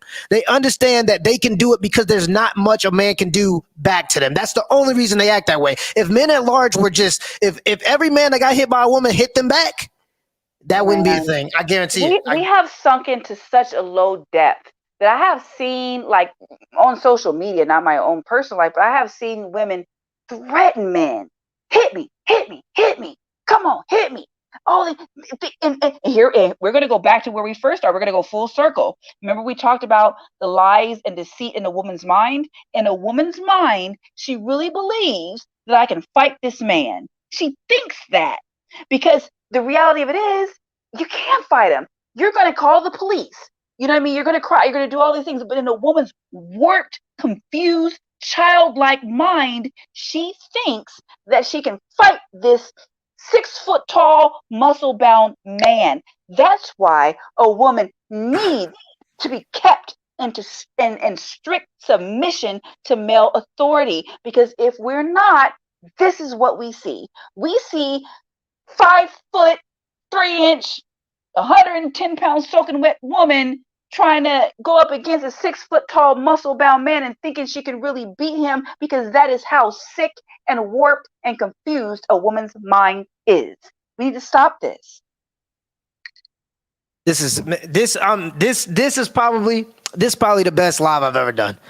You really blessed us because this message from a woman is so good to hear. It's refreshing, truly, because you understand a lot of these things that women just seem to not get, and maybe it's And because they're they not think going to get it. They're not. This is what I'm trying to really just put out there. A woman is not going to. I know y'all want us to get it. Here's the thing. God bless you, man. Y'all so want women to be logical, don't you? You guys want to it'd be prevent. nice. You It guys want sure to would be prevent nice. the facts, the evidence, the data, and you want to show women the facts and you want us to understand, it's not going to happen.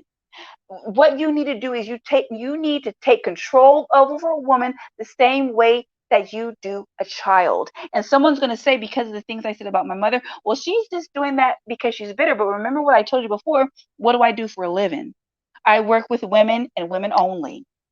And so the only way I'm able to keep control in my job, my female patients, all I deal with is 100% female patients. And the only way I'm able to get my job done peacefully is I take control from the minute I see them. I take control over them. I shut them down. I don't let them talk. I take control. That way I can do my job. This is how I know so much about what I know, because I've dealt with women for so long. They have to be controlled like children. I don't want to say like dogs because people don't want to, hear that. So I'll just say children. They have to be kept under control. And let me tell you this, and I promise you, they're happier for it. Women are happier and I'm happy you just said that, because so controlled. many times, like, women will say they want this guy that allows them to do this and this and that. They don't know any And what better. they do, they keep pushing the envelope until they step on you. Once they find out they can step on you, it's over for you. You're It's dead. over. It's Women do over. not want what they say Yeah. they want a lot of the times in a man. They don't want these guys until you're about like 30, 35, and you slow down a little bit, you understand what's actually important in a man. That's kind of when you start going, I want a guy that can provide for me, protect, and you start to understand that a little bit more. But early on, these women be saying they want this kind of guy, and then they go and have sex and get pregnant by the very opposite of what they say they want. And it's because they're happy. Women seem, and I'm not a woman, so you've said it yourself, but it appears to be that women are truly happier when a man is the dominant one in the relationship, when a man gets to make the final decisions in the relationship. That doesn't mean you gotta be a dictator. That don't mean you don't listen to what your woman have to say. Because my wife in particular, let's just give an example here. I had a couple. Everybody drink. I had a couple. And I didn't have too many. I never get to the point where I'm falling. I never get bad, but I heard a conversation and I felt like I wanted to jump on the live. My wife told me, don't do that, okay? Because this is just not a good decision. Me hearing her and hearing her, although I get the final say of what goes on in our relationship or what happens, I respect her for her, her opinions and what she got to say. So a lot of times when we say a man is the final, he's the head and he's going to lead the conversation, women hear that and they say, that means I got to be a maid, I got to be a slave, this and this and that. No, that's not what it means at all. Your opinion is valued, but since men think more on logic, he's going to be more likely to get you the results that you want. Absolutely. In your life. And I will compare this to a major company, and I won't say where I work, but I work for a major company, a Fortune 500 company. And so the way it works is our company has a CEO, we have a COO, a CFO, we have all these things. But you know what we do? We have meetings. And so sometimes we have meetings with the lower people, and they allow us to express our desires and how we want the company to go. And our CEO, he listens to that. And he takes it into consideration. And it's the same way when you're running a household. At the end of the day, the man is the CEO. And as a woman, we give our input, and it works that way in my household. I give my husband input and he respects my opinion and he takes it in consideration. But at the end of the day, he is the final say so. You know what I'm saying? That's just how it goes. And unfortunately, what women don't understand, do you know how much weight that takes off of our shoulders? Right. And that's one of the things that women didn't understand. They said that, and I mean, it's true. Some of them do, but they said they wanted this and they said they wanted that. But when they were given the responsibility, you found out that they actually want to blame everybody for their bad decisions. Right. And the truth of the matter is this: it's hard to be in control of your life. And that's why a lot of people want to hear the rhetoric that black people can't help themselves and this and that. Because when you realize you have the ability to help yourself, you realize you have to look in the mirror and you're responsible for where you are in your life. People don't want that because you have to then take control of your life. It's easy to be told what to do all day. And that's why a lot of people are comfortable people, and I mean, this goes another, but a lot of people get very, very comfortable and just regular 9 to 5s, and they don't want to go out and do their own thing sometimes because it's easier to just have somebody tell you what to do than it is to make your own decisions and have to deal with the consequences of those decisions. Like, that's just the facts of it. And the thing about it is, I don't want to put down, a 9 to 5 person. You know what I mean? Yeah, I that's don't want to put that down. But here's the thing, like you're saying, now this goes, beyond race, but a lot of people, it's very easy to have someone else step in and have control over your life. For Black people in particular, unfortunately, that's why we have these debates about reparations, these things, because we like the idea of the government coming in and helping us and doing this for us. And to be honest with you, I'm gonna say this, I don't want no reparations. I don't want that. no. I have control of my own life. I'm gonna say this. This is going on into politics, but we'll go there and we'll leave. We've all been to the DMV, right? Sorry, that's my dog. If you heard that shaking. Does anybody like going to the DMV? Who is like, oh yay, I'm going to the DMV? The Right. the DMV is a government ran organization, right? But yet somehow we want the government to come in and control our lives. We want the government to control our health care. So every time you go to the doctor, it's going to be like going to the DMV. You don't want the government in control of your life. And so I think that Black people in general, we're afraid to take control of our own lives. We like the idea of government handouts, government helping us. I'm all about no. I want to control my own life, but we need to stop being afraid to control our own lives. It's kind of like Bingo. when slavery first ended. You had two different types of slaves, right? Bingo. You Oh, go had talk okay, to him. so slavery ended. You have some now you have like the ones like Harriet Tubman, the ones she led. They were like, I am not trying to be a slave. I want to get up out of here. I want to go up north, and I want freedom. I want autonomy. I want to do my thing. But you have some slaves that didn't want to leave the plantation. And what was that saying? I don't remember who said this, but I think they said that she said, I don't know if it's true or not, that she could have freed so many more slaves if they knew that they were enslaved. And Right. that's the thing. Some people are not trying to leave the plantation. They like the idea of masses I'm losing my words. The master's covering his Just what I I see. can't I know exactly I where you. I can't get think of where what you're I'm saying. going. They like for him to have the authority because it makes it Yes, easier. they liked his covering. They liked what he can do. But that the real person, they were like, I don't want masses. You know what I mean? Authority over. I want to live my own life. I Right. want to be free. So I would like give me liberty or give me death. I want And to go up north. And so they right. followed her and they got up north because they wanted freedom. But there's so many Blacks right now that are still on that plantation. They still looking for reparations. They still looking for a handout.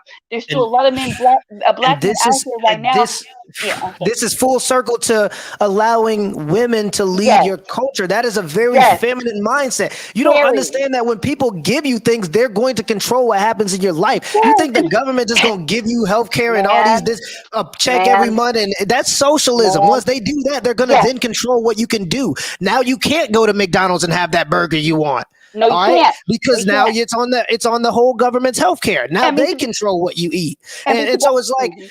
people just don't get this concept, and it's very, very feminine and that's my biggest problem with the Democratic Party. Me personally is because a lot of a lot of what it's based behind now is who's mostly oppressed and how can we give them free things from the government. We And are for me, I in don't the think that that's what oppression Black people need Olympics right right now. Just me now. personally, just that's right now. We But are in the oppression Olympics. Who can be more oppressed? Who can be the most victim? And listen, this all goes. Listen, history repeats itself. Everything comes full circle. It goes back to that old proverb that you heard: you give a man a fish, or you teach him to fish, right? If you give a man a fish, you feed him for that one day. But if you teach him to fish, he can feed himself for a right, lifetime. No one comes into this life entitled to anything.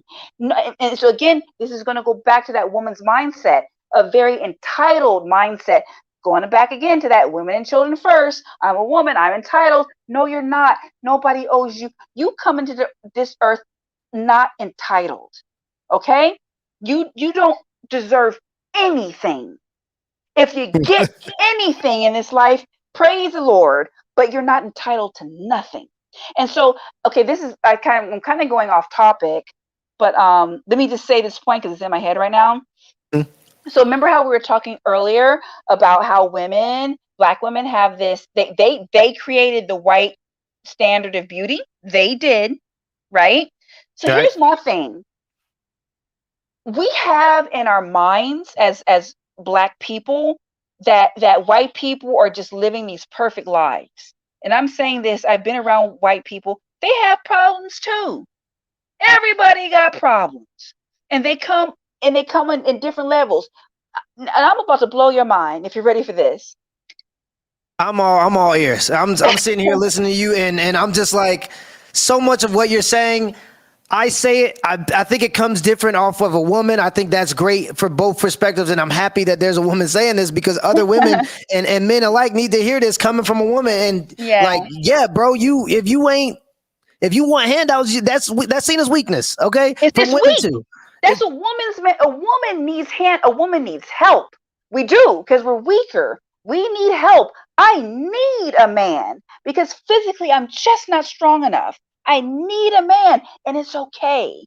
But what I'm saying is this, there's so many people born in this life with so many different problems and issues.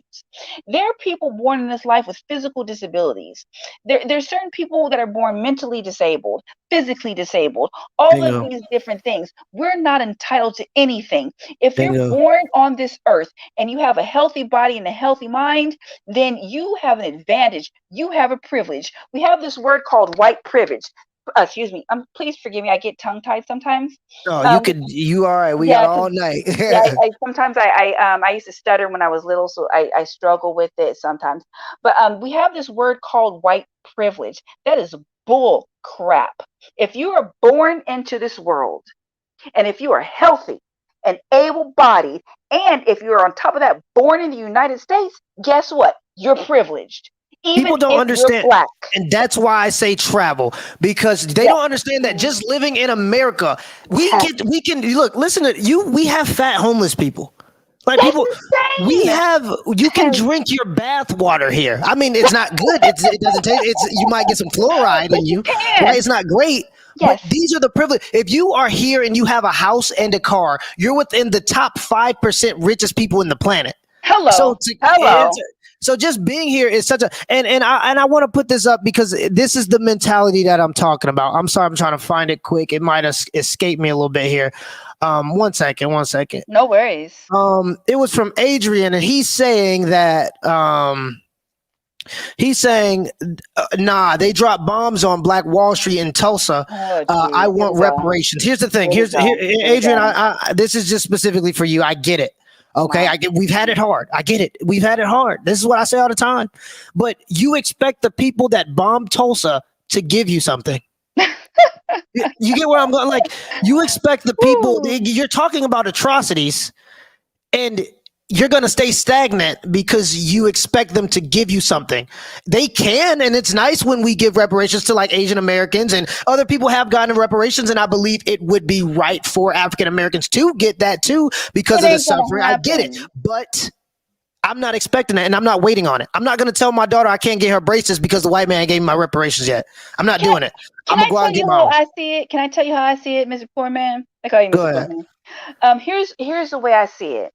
My ancestors, were brought over here, and here's the thing: they tend to think that we were just stolen up out of Africa. That's not what's happened. Our ancestors sold us.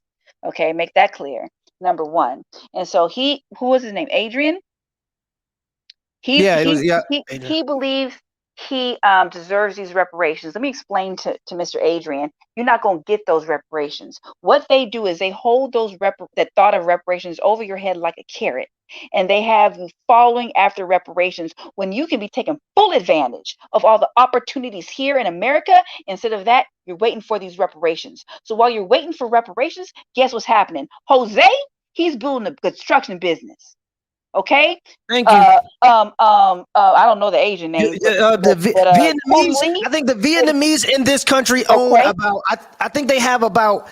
They run about 80% of the nail salon. Vietnamese, and this is Hello. specific to Vietnamese, they own about Yes. 80% of the nail salons in Yes, America. sir. While we're That's sitting because they make around, those and they bring their people. I seen a hello. Hispanic man when I was in California because I went to I played rugby, so I was there at the Olympic Training Center down in Chula Vista, California. I seen a man, he couldn't speak a lick of Yes. English. He had a line wrapped around Walmart selling the elotes, the Mexican Hello. corn. Oh He yes. had a little car. All he had was a little cart, a little mayo, a little, whatever paprika, whatever the salt, whatever the stuff you put on. That's all he had. But he Yes. had, and I'm like, he's charging $8 per whatever He's minus making cost. He's profit. probably pocketing about $4 per, and he has a line wrapped around this building. So what the And I'm like, liberals do, and you can't blame them completely because we fall for this. What they do is they keep us like, what was the brother's name again? Andre or uh uh Adrian. Adrian. So what brothers like Adrian do, they want to sit around and wait for some reparations. Now, mind you, not a black person alive today has picked a lick of cotton for free as a slave. Not a bit of cotton as a free. But we want to sit around and wait for reparations while the Hispanics, the Asians, everybody comes over here and takes advantage of what our ancestors built. Help to build. We want to sit around and let them come in and take over. Now, I'm getting excited. Let me calm down. But I'm from California, and I watched the illegals come in and take over and run the black communities out while we're sitting there with our hands out waiting for something to be given to us. Let's just say we deserved it. That's fine. You're not going to get it. What they've done is they've held that over our head as that carrot that we're not going to get to win our vote. And people like Adrian keep falling for it. Get over it, my brother. Start your business. Take advantage of the opportunities you have in this country that your forefathers helped to build. Take advantage. We were born here. We are Americans like anybody else. Take advantage. The liberals want to tell you that you are not an American, that you're not entitled. We absolutely are. And how I know? Because there are black millionaires and billionaires, and we can take full advantage. Stop waiting for the handout, brothers right. and sisters. Re- Stop. Regardless of how much people dislike you because of your color, they like the color green a little more than they dislike you. So Exactly. they'll work with Everybody you if you likes provide green. value. Best believe. Everybody likes green. Everybody. That's right. There's no victims. And I will say this, even if you are a victim, I've said this to a friend of mine. Let's say you are a victim. Did I say this already? I don't want to repeat myself. No, But you can. I mean, say whatever you want to right, say. I You might can. be repeating myself, but like I said, even if you are truly a victim, you're walking down the street, minding your business, and they jump you. They jump you, they beat you, they take your money, they leave you bloodied and battered on the side of the road.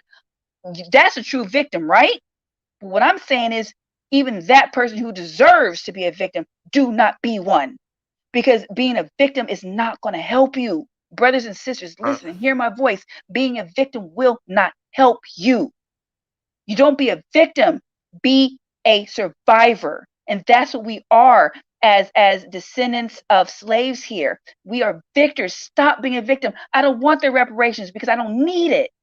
I don't need it. I have full right to start a business. I can work hard. I can go to school. I can do it. Please, you are being manipulated by that. I'm sorry, I'm getting too intense. So let me calm down a little bit. No, I'm listening to everything you're saying, Because and I I love just the thing about it you is just see me just nodding my head in agreement. Um, it's difficult because I've been shunned by so many people because of what I believe, and they think that I hate my race and they hate myself, and I don't. I love us, and I see so much, because we had potential back when we were at our worst. We had the highest employment rates, the highest marriage rates at like you said, the height of the Jim Crow, right after slavery, and we've fallen and sunken so low because we have been manipulated. Stop. We are strong people. We are a beautiful people, and black women coming full circle to our hair. And I know it's like, what hair? Why are we talking about hair? This is how God created us. And so let me just say this real quick. I don't want to get religious, but what I'm saying is, whatever your belief is, whoever you believe your creator is, the awesome thing about is he made us all unique. He gave Asians them slanted eyes. Their eyes so slanted sometimes you don't even know if their eyes are open, right? But how amazing that is. He made white people, he put a lot of variability in white people. They got all kinds of colors of hair and eyes. He gave black people this deep, rich melanin, and yes, this kinky hair. No, our hair is not silky, but he made our hair unique so we can do special things with that. How about we all embrace what God created us to be? And it's okay if all society thinks that white is better or more beautiful. Who cares? God made you beautiful and you unique. So you embrace that. Even if you don't like it, embrace it. It's what you are. Right. And I wish that we would have more love for ourselves. And anyway, sorry, I don't mean to, get all weird. But Nyla, I can open we're at about an hour and a half. I know you wow, got stuff right? to. I That can went so open this fast. thing up. I can open this thing up for callers, and we can have some people on. Or how do you feel? Do you want to Well, continue? Do you want to? I'm a little nervous because, as you know, I'll be very honest. Yes, I speak boldly, but I'm very introverted, and so because of my history and losing so many people, it's a little difficult. If the audience wants to open up and come on, and then sure, I absolutely. will be sure that if it goes that way, you'll be all right. Because I'll be here Right. too. I'll be here with you. And So as a any. woman, I am absolutely cool with you doing that. All right. Anybody want to hop in? Let's go ahead with the. I'm gonna pin this up. Anybody want to come in, ask Nyla some questions? She has some interesting stuff to say. If you didn't hear it, you lost in the sauce, man. Keep listening, I guess. Make sure y'all hit that like, subscribe button. I will be tagging her channel in this video. I'll put a link to her channel in the description when this is all said and done. can Make sure can I y'all go say subscribe this? to her. But we got Leo in the building. I've seen Oh, okay. Leo before. What's up, Leo? What's going on, brother? Good, good. We hanging in there. You did you hear the show? Man, every bit of it, every bit of it. I got at least 50 warriors in here. Y'all need to be spamming up here. I know Leo in the chat. Let him know that I've been doing work. So, but here's the deal, guys. This is why I got everybody here. I wanted you guys to really get the information that I teach on a regular basis, what Poor Man does on a regular basis, and I've been utilizing his platform as mine. People be like, "What's your podcast?" I'm like, "It's Poor Man's Podcast on YouTube." The reason why I'm doing that because I'm smart. I'm networking. I'm like, okay, we're gonna get him to where he needs to be. I'm in touch with the brother. He's okay, cool. All right, appreciate y'all. Come on. All right, come on, man. I need it's got to be at least 50 of y'all. Come on. Come on. Where the women at? Where the women at? Come on. Yeah, so listen, so I'm networking, so that I'm doing that. But y'all, if y'all hearing it from her, I speak this in my live, and I've told you guys that that's their nature. They are the way they are, and we have to look at it like this. We don't look at a crocodile or anything that's in the wild and say, "Oh, they're bad because they do that." They're not bad. That's just their nature. Y'all gotta be able to distinguish the difference. Their nature is not bad. If you want to see it like that, then that's on you. But I see it as if we don't step up as men, we're going to lose. We're going to lose because they are now stepping into positions to where they think that they can fend for themselves, and they have no idea that the very platforms that they're complaining about men on is been built by men, and everything that you will not be able to maintain your quality of life, the quality of life that you have today, if men were wiped off the planet. But it's hard for me to say, but I wanted you guys to hear it from Nyla. So I do have a question, Nyla. I do want to ask you this. And before that question, I want to say you have a responsibility. And we're tired as men. I'm tired of the elder women pushing off this responsibility of getting the women that come after you right. I really need you on this. I really need you to continue to work with us. And I know that you're very humble, but we need you, Nyla. We really do. Thank you. So here's my question. My question is, let's see, how do I start? Well, I truly just want to know do you think that women could turn, because there's a lot of women that were saying that they agree with you, but they don't agree with the part that you're saying that we can't turn this ship around. I agree with you. I don't think we can turn it around, but I'm willing to die on my shield, right? But why do you say we can't turn it around? All the women were agreeing with you in the comment section of that the last video that you did, but they didn't agree on the fact that you said we can't turn it around. Why do you say we can't turn it around? Oh boy, you asked a difficult question. And so this is where I don't want to go too religious, but there are certain things that are prophetic, okay, and certain things have to take place. Man, this is you asked a tough one. Certain things are prophetic, and I say this, and I said this the last show that I was on with the Poor Man. Even if you don't think, I don't believe that this can be turned around, but even if you believe it can, or whether it can't be, at the end of the day, you strive for what is right. Okay, so me personally, I don't think that it can be turned around because we've been indoctrinated for too long, and prophetically this has to happen. But at the end of the day, in your own personal and individual lives, you still strive for what is righteous. Okay. And that's the only way I'm able to answer that. In my own household, I have 2 sons of my own. I worry about them. I worry about what the world is going to look like when they're men. I worry about the type of wives that they're going to have. If there's going to be a United States or a world where they can still strive in, I worry about it on one hand, but I still strive for what is right and what is righteous. That's it. So it doesn't matter if this can be turned around or not, whether I think it can or not. I still strive for what is right. I still teach my sons the right way. I still submit to my husband because it's the right thing. And so every individual, we strive to do the right thing. I'm on this podcast because I want the truth to be spoken. And it says, and I know everyone doesn't believe, scripture. I get that, but truth in the end times is going to be very difficult to find. And so anyone that knows the truth, you spread it, you speak it, you live it, you do your best, and you keep on pushing forward. This might be turned around. I don't know. I don't believe it will be, but I'm still going to push for what's and this right. This is why I say, gentlemen, that's why you have to select. You're going to have to deal with some shit anyway. Right. But you're going to have to select from the best caliber of women that works for you and your agenda. All right. You're only going to get about 60 to 70% of the things that you actually want in that. So make sure that you have a core belief system and she's on board with that. For me, it would be she has to be a God-fearing woman. All right, that's number one. So that is the reason why that's essential, guys, is because it puts her in her femininity.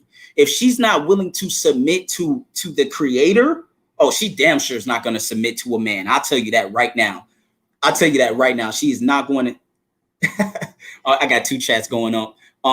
So she's not willing to submit to the creator. She's definitely not going to submit to you as a man. There are certain things that you have to look for, and I honestly, I recommend that a lot of men shit test that woman right from the jump. And I mean, don't even waste your time in these conversations with her that go nowhere. Ask her from the jump if she can aid in your agenda. What you got going on? This is my plan. I want to know, can you cook? I want to know, how you are going to respond when I'm angry, right? Because if Leo, let me step in and say this though, because I agree with y'all, but for a man to do that, he has to be willing to do what a man is supposed to do too. See, a lot of times, and this is a fault with a lot of people in red pill community. Sometimes it's I wouldn't say it's filled, but it does have some men in there that just believe that you can just go out and be a bum and use these ideas that we're creating to build strong families in your own way, and you could flip them and twist them to make it so that women are supposed to do whatever you want them to do if you're a bum. Now you got to have submit by default. Should they not submit by default? That my stance is that they should submit by default. I don't even care what that man has. What is your stance on that? If a man wants a woman to be on his ship so that he could take them both to the island, as I like to say, he has to have a ship. You know what I'm saying? So I get the submission part. I get that a woman's supposed to have a certain respect for a man. But if there's a man that has not proven himself to be, No, because unfortunately, no. what we don't like to That's admit. hard. It's What we hard to don't like say to that. admit, Leo, is there are a lot of men out there that have a very feminine mindset. We have a lot of men out there that aren't going to get you to the place you need to be. We have a lot of men out there that are going to get you pregnant and walk away. I wouldn't say a lot. There's a small minority, but these men are wreaking havoc. And a lot of women are falling into these traps because they're using these ideas to manipulate them. So if he hasn't shown that he's capable of doing his part of the bargain, as a woman, I don't think a woman should have to do her side if you ain't Nyla, doing what your do you side as a think? man. You should be the first one in if you a man in terms of leading, if that's what you're gonna do. Should a Okay. woman submit by default just because of the way men are structured? Okay. Should Can I? Is okay? I jump in here. Yeah, Okay, so here's what I believe. You're going to have different levels of men. You're going to have what you call the high value men, the men that are working 80 hours a week, and then you're going to have the men that are they're 40, $40,000 a year men, and that's just where they're going to be. What I believe is that there is a woman for every man, and if you are that man, that's a $40,000 a year man, and you're not trying to go above and beyond. There's a woman for you. At the end of the day, our role as a woman is to submit to our man. And if you're that type of woman for that type of man, that's just who you are. But our role is to be an inspiration to that man. So let's say your man is that $40,000 a year man, then guess what? That's who you are. So you inspire that man. And I truly believe in my heart of hearts, when we are properly in our role, even that man that's making that $40,000 a year, when we submit to him, love him, we can encourage absolutely, him and inspire absolutely, him for more. Doesn't mean he's going to be more, because some men are, that's just what they are. But you're absolutely, that woman for that man. That's what it is. And absolutely. some men are high And value I'm men, sorry, and I they're good. just wanted to Yes. go ahead, Nyla. I'm sorry, I'm cutting you off again. Go ahead. Oh, no, no worries. Some men are those men that make them six figures, and they have that type of woman. Some men are that $30,000 man, and you're going to have that woman. But at the end of the day, our role is still our role. I am Bingo. here. Women are here to support you. So even that $40,000 a year man, he still is supposed to have a woman. Now, to be honest with you, is she gonna be like they say a baddie and all this kind of? Probably not. She probably gonna be a little bit overweight, may not be that pretty, all that kind of stuff. But that's your level, that's her level.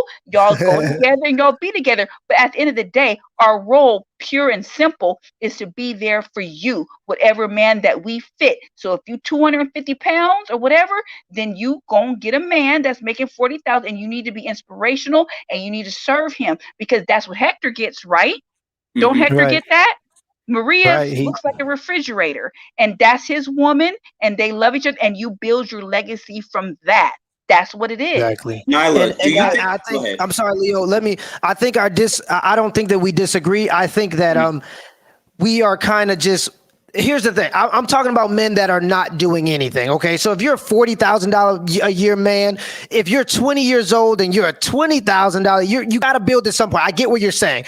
I'm talking about.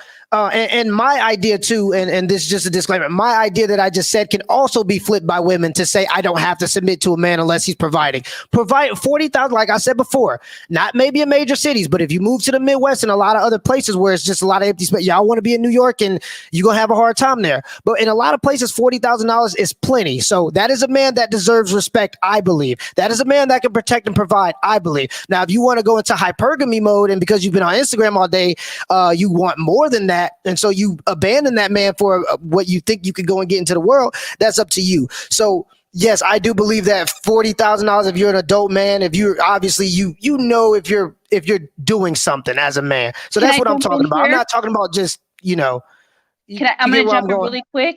In my belief, I believe masculinity in general deserves the respect of women. Period. We're talking about dollar amounts, and in my mind, whether a man is making $1 million or whether he's making a little bit, if he's out here and he's working hard, masculinity in general deserves the respect of femininity. That is the proper place. Now, society and all is going to kind of put everybody in their right place. So certain women deserve men that make more, and certain women and men deserve to be together if they're making a little bit less. That's just kind of what it is. But at the end of the day, masculinity deserves respect.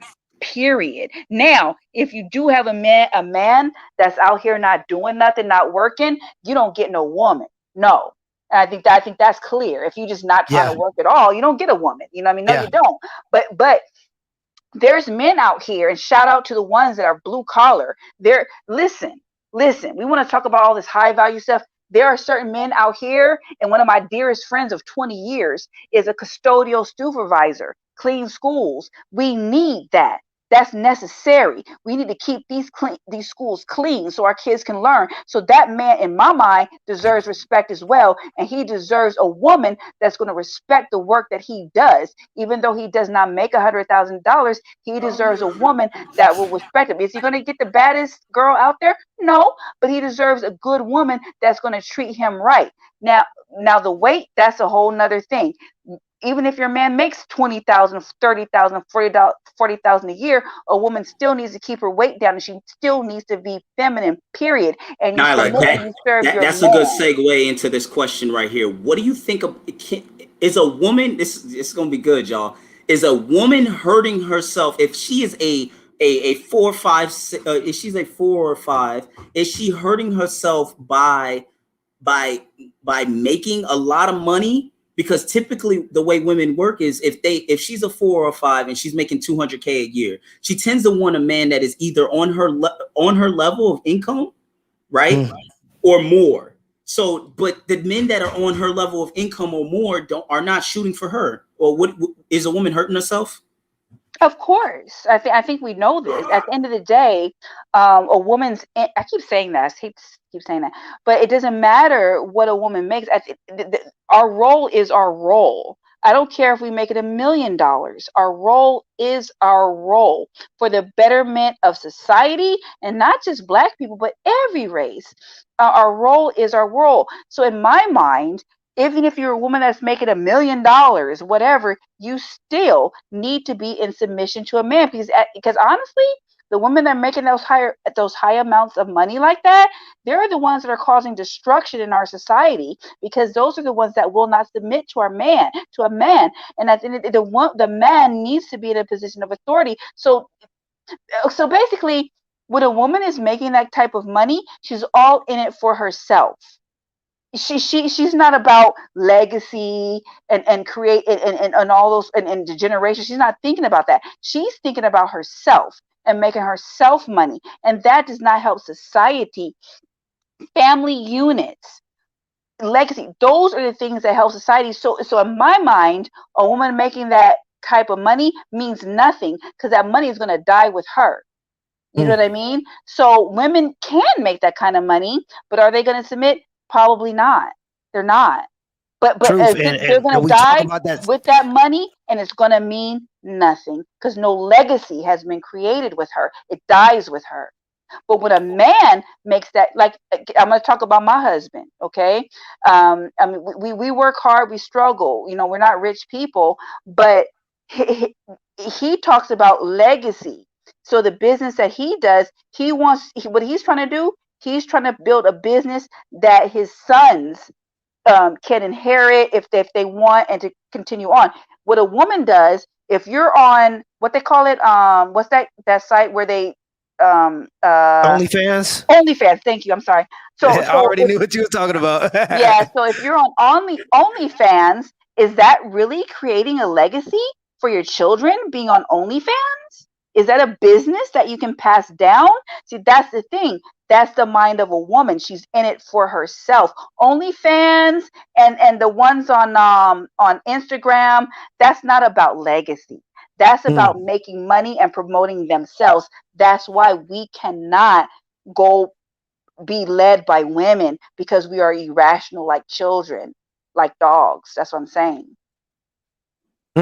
Hey, that's a whole mouth. Hey, Leo, let me go ahead. I got another person. I'm going to get you back up in here in a second. Okay, cool. I got another person in the chat. Let me go ahead and bring them in. Appreciate you for coming on, bro. I'm going to have you back. I'm in the room. All right. All right, Exile Lioness. Let's see what you got to say. You up. How's it guys. going? How you doing? Good. Hi. Hey, hey, I was tuning in, and look, I have a channel of my own that I do, and it's mostly red pill content. But I have a question for Nyla because it's so refreshing to hear a woman talk as you do. But I do want to hear Thank your you. opinion on red pill, and do you believe that women can be red pilled? Absolutely, I'm red pilled. That's why I would kind of broke down my channel. That's why I call it Red Femme Diaries. I'm absolutely red pilled, and red pill is just not about feminism. In my mind, when I say red pill, it's that pill that wakes you up to Right. reality, not I just male and right, female Nyla. relationships, And but just to put yes, it, because a lot of people ask, I like to think of it as human nature, and I think it's important for men and women to both know human nature so they don't fall victim to it. So I that's do just agree, kind of but my idea of there's red pill, me personally. I do agree, but there's one thing that I wanted to propose to you all. The reason why I kind of have a question mark there is I understand red pill. I understand it's recognizing reality and no longer falling for the fantasies. But the other thing I wanted to bring up is that because women in the West, we have this power that even if we do recognize the problems, we are still able to turn around and use the system against men at our own whim. Like we could be red pill one day, and then the next day, there are women who literally turn around and divorce their husbands and take them for all they got. So that's why I say, is it really a woman? Can a woman truly, honestly, call herself red pill and still be female and live with this mind and these emotions that we have? Can we really understand reality as it is, or is it just well, and that's why I will say on the last podcast, I like to be very transparent. If you remember, poor man, I talked about the bitterness that women serve, and I'm very transparent. And I admit that there's times where I serve my husband and my family in bitterness. There are times where I'm mad. I mean, I work a job, and so sometimes I get upset. But because my mind is in a frame that I understand the bigger picture, I understand the legacy that I'm creating. Even those moments, because I'm a woman where I get bitter and I don't want to do this, I'm mad, I do it anyway. mm, And so, and a lot of people don't say, a lot of people say that they don't agree with me because I feel that we're lost and we're gone. I still believe that, but I still do what I'm supposed to do regardless of what happens around me. Most women will not understand this. mm. I understand that, but regardless if every other woman does not get this, I get it for my family. I'm about to say my last name. I don't want to say that, but I'm doing this for my husband's legacy. You know what I'm saying? So even those times, there's sometimes I do my duties and I'm joyful, I'm glad, but there are moments where like, geez, I worked a job, I gotta come here and I gotta do this, and I gotta do that. But I look at the big picture. At the end of the day, when I submit and I do my duty as a woman, oh, my legacy is gonna be beautiful because I want to mirror for my boys what they need in a wife. God bless me with boys. So I want to show them what they need to look for in a wife so that my grandchildren will be blessed and my great grandchildren will be blessed and my great grandchildren when I'm dead and gone. Unfortunately, the way a woman's mind works, we don't really think about that. Well, Nyla, I But wanted to ask you yes, something really quickly regarding women in your family.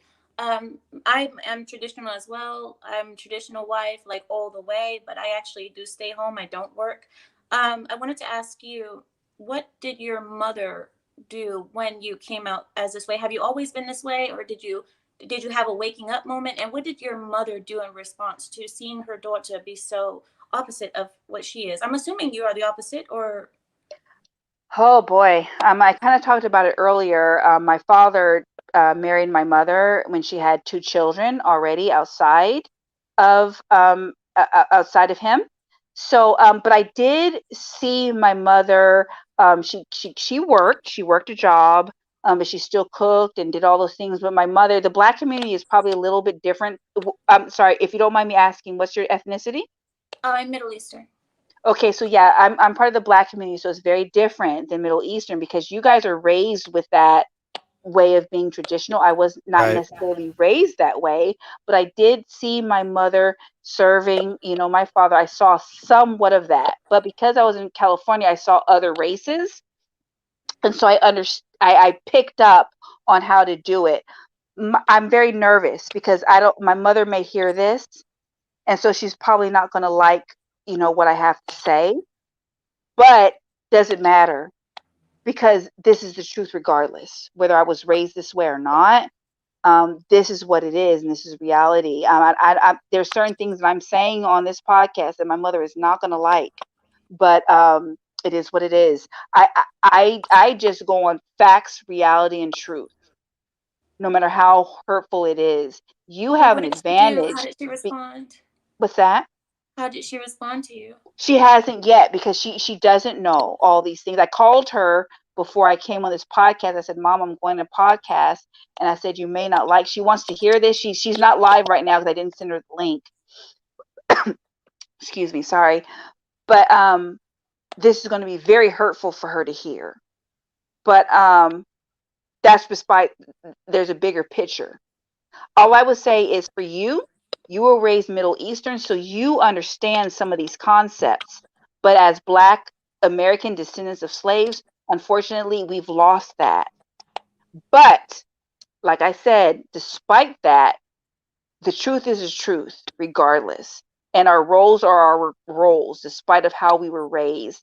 My mother will probably hear this and it's going to be painful for her, but still the truth regardless. And so I tell everybody, go for truth, go for righteousness, go for the right way, and you can't lose. Poor Man Podcast, I want to say thank you for having me on because I have been watching you grow ever since, I believe, 7,000 subscribers, and you have been growing incredibly fast. And I appreciate your work. I watch you daily because you produce daily. So I watch you pretty much daily, and I love your content. And I do I appreciate really you having appreciate that. Nyla. I don't know where you found Nyla, but it is a blessing to have a woman like her speaking. She speaks like one of my aunties. She talks just how my aunties talk. They are very raw. They are very to the point. They don't care about feelings. You can sit there and cry out a river, and they will say, "What you cry for? What you cry for?" They don't care. Like, it's the truth. Thank Shut you up. so much for that. It's very helpful, and like I've said several times, unfortunately, because of the toxicity and what's going on in the Black community, the things that I'm saying are not welcomed. And so, unfortunately, like I said, I've lost pretty much all of my family and friends because of the way I speak. But I will accept that because I care. It's not about being Black. It's about society as a whole. The You know what I'm Western saying? society, Western As a society. whole. That's what I say. But We're arrowheading this thing because it's almost like a social experiment. All this stuff we're arrowheading it, but as you can see, according to the data, all the other demographics, especially in America, are following suit. I have a question for y'all though. Both of y'all or whoever wants to answer, whatever it may be. With knowing the information you know now, and I guess this would be geared more towards Nyla since she thinks that, and I do disagree in this exact point, this specific point, that there is no hope for women.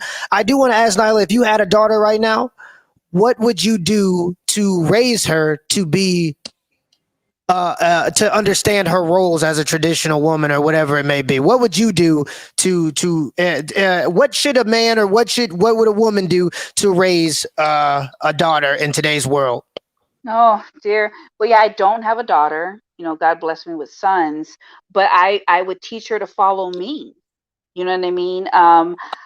Like I said, I'm not perfect by any stretch of the imagination. I struggle with my own femininity because I wasn't not raised this way. But I would teach her what her role is and the beauty of, and I think we talked about it earlier. I want to, when we end this, I want to talk about the beauty of true feminism and our true roles. And that's what I would teach my daughter, the beauty of that. So many women, they choose their careers and their degrees, and they do that out of fear. And you should never make decisions out of fear. They choose their careers and their jobs because, well, if he leaves me and if he does that, then I'll have this to fall back on. But in my heart of hearts, when you're a good woman and you're a submissive woman, a man's not going to leave that. Now, of course, there's always exceptions to the rule, but typically, If you embrace your role as a woman, being inspirational to your man, being submissive, being beautiful, being loving, what man is going to leave that? And so if I had a daughter, and I have nieces, but I'm not in a position to be able to teach them this because they have their own Right. mothers and they're not accepting of this. But if I had my own daughters, I would teach her what it means to be a woman. And can I say this really quick? I don't want to go off charge, but I see women as flowers. Okay? So listen to this. Everything in nature has a purpose, right? So if we look at a tree, what's the purpose of a tree? A tree can produce fruit, right? Fruit that we can eat. A tree can also produce shade, right? When it's hot, animals can go under the shade. There's a purpose there. When we look at grass, grass is there, it's beautiful, and it's something that we can walk on instead of walking in the dirt and the mud, right? The sun, think about the sun. The sun, the temperature of the sun, I think I read somewhere, is like 27 million degrees Fahrenheit. But because of its position in the solar system, it's just hot enough to warm the skin of a tomato in the midst of summer. So Oh, everything in nature has a purpose. What is the purpose of a flower? What purpose does it have? You say, oh, the wow. bees. Well, no, the bees pollinate the flower, but what's the purpose of a flower? It's to provide beauty. So I have a home and we just planted a bunch of flowers. We planted some rose bushes. It's not going to produce fruit. The purpose of a flower is beauty. And what it did to our home, it increased its value.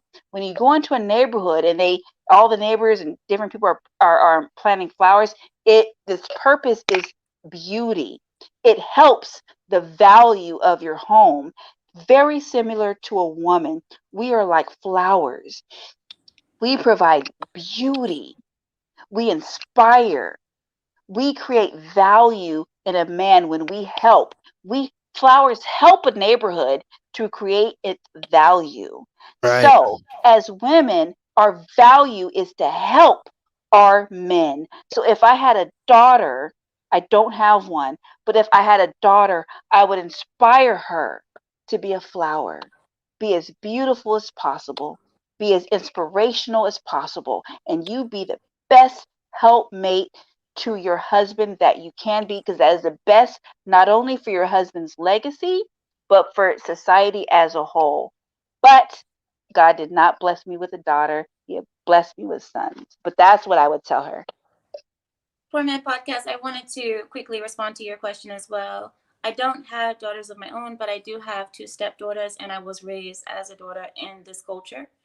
And I can tell you from experience how we are raised. We are raised this way. The men of the family watch over us very closely. We don't sleep over at friends' house. We don't go out on weekends with other kids and their families. If we are going out, we go out with our family. We go out with our cousins or our sisters and brothers. That's it. We we see our mother out in the garden working. She makes us come out and contribute. You must contribute. You cannot sit upstairs and watch TV. You have to come down and contribute. So we contribute always. We are always like, how can I say this? We're like the shadow of our mother and our aunties. Another thing that we do in our family is, well, not in my family, our culture. The girls are trained to serve the boys and the men of the family. Even your brother, you will serve your brother. My example, I have in living in my family, I still have my brother-in-law and my husband, right? I still serve my brother-in-law as if he were my husband almost. I still serve him because he is still the man. He's a man in the house. You serve. And what we have in our family is like, not in our family culture, the mother serves the father, the sister serves the brother. Mm. The girls, the daughter, as the mother cooks, she helps. And when everyone is done, the daughter cleans off the table, she cleans off everything, and serves tea. So that's kind of what we have going on. And another thing about modesty as well, being modest, seeing all the women wearing long skirts and dresses, always. The women, the older women, never wear pants. So it's like women setting an example for the younger ones. The girls will never learn by you telling them, do this, do that. They learn from looking at you. They look at mom, they look at auntie, they look at grandma. What were they doing? If grandma was uncovered, mama was uncovered, I'm not going to cover. It's just the way it is. That's how we live. Right. If I Wow. can say, I so love what she's saying right now. And what breaks my heart about the Black community, the descendants of slaves, unfortunately, we do not have what she is saying. But we can create that. We can create that culture because we had it before. We can do it, but it will take the men standing up. What she's saying, oh my God, exile lioness, that's so beautiful. Unfortunately, because of us, we don't have that built in us, but we want to turn that around. But like you said, poor man, we have to get outside of our communities and look at other cultures and see how they are doing things, because we are a lost people. But and so here's a part where there's a hope in me that wishes that we can turn this ship around, but we have to kind of deny ourselves, humble ourselves, and really listen to other cultures. What she's saying is so correct, but that takes a level of humility that Mm. we that our community struggles with, because we have a deep-seated self-hatred, and this is tough. This is tough. But what she's saying is correct, and that's where we need to get to. Right. And I mean, truly speaking, a lot of the times we have women. They say that the women that are loose, the ones that are out, out and about, are the ones that are winning. And I try to explain to them all the time that just because you see them on Instagram smiling, it does not mean they're happy. A lot of these women are turning tricks for items, for a book, for a purse. That's what they're doing. A lot of times they're not happy. They may land Quavo or whoever it may be, but it's only temporary and never lasts, because it's easy to obtain the momentary, the instant gratification or the instant attention of a man, but to maintain that attention is very hard, and a lot of women understand that, and so it's sad to see that so many women think that being uh, unmodest, being out and about, being the one that's the loudest in the room, being the one that's the one twerking, that's what the guys want, and it's simply not true. That may get a like. Okay, it may get you to have sex with that woman, but that's not going to get you. That's not going to get you any kind of longevity. Exile Lioness, is that your YouTube channel? Yes. Okay, I will be sending people your way. I'll probably clip this and make a video out of it, send people your way. I really appreciate you for coming on. I'm going to go ahead and grab somebody else. Thank you guys. Bye-bye. All right. Bye. Can I Okay, let's say see. this real quick Go. before you Yeah, bring somebody else? And absolutely. we, this is again, like, we keep coming for full circle, and I think we kind of touched on that earlier in this conversation about how the Black woman, unfortunately, because we're not necessarily on the top. I mean, they've done studies where they looked at dating apps, and typically it's Black women and Asian men that are typically the least desired. And so because of that position, a lot of times Black women will go to extremes to get that attention. But my thing is, if you can focus on getting one man, don't worry about being the thing that's desired. And so that's where we go askew. We Right. want to be the what do they call that thing? The beauty standard. Stop worrying about that. If you get one man that loves you, that's all that matters. Don't worry about being the beauty standard. Who cares? If you get one man that loves you and adores you, you serve that man. That's your man. But we're so Right. concerned with wanting all the men to love us. Don't worry about that. I don't Beauty standard, who cares? Get one man. So unfortunately, you have a lot of women that are doing all this extra stuff. I mean, to the point, there are women out here, poor man, that are getting surgeries and dying, Oh, dying to try to. K Michelle just got her surgery just completely taken. She got her plastic surgery completely taken out because she was Mm. having health issues, but she wanted to maintain it because she thought that was going to be the difference maker. And at the end of the day, she ended up manless, but just with more health issues. He wasn't Like, worried about getting one man and serving one man. And if you want to really go back, look at Kanye West's mom. Didn't his mom die of some sort of plastic surgery? And was she doing that for one man? No, she wasn't. She was doing that for the attention of men.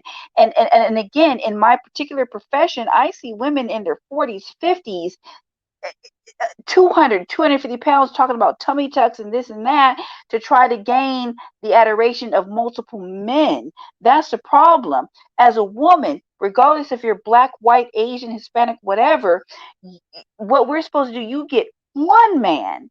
You gain the attention of one man and you serve that one man. And that's how you win. Mm. But we as black women, we want to be the standard. We feel that black women, not men, feel that white women are the standard. We created that. Stop it. We are beautiful in our own right. And Absolutely. listen to this. Absolutely. Now watch Love this black women. here. Here's the thing. Roses are beautiful, right? But so are sunflowers. And so are tulips. And so are daisies. There's all sorts of different flowers that are beautiful. We're just a different beauty. And even Right. if, now watch this, even if, roses are the thing, right? On Valentine's Day, but you want to get roses, right? Everybody Mhm. wants roses. That's kind of like the white woman.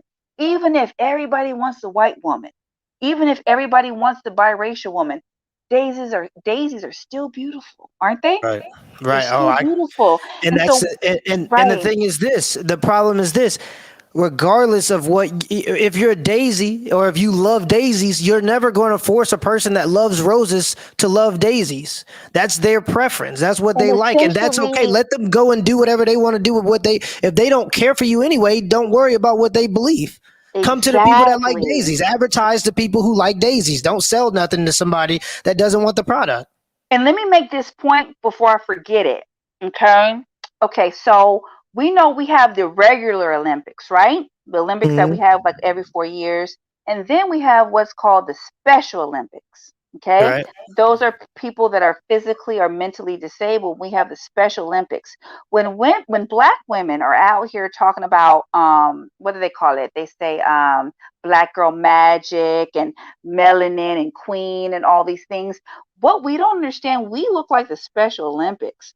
We're trying to force people to make us the standard. It looks like the Special Olympics. We give applause to the Special Olympics. They can't touch the real Olympics because they're special.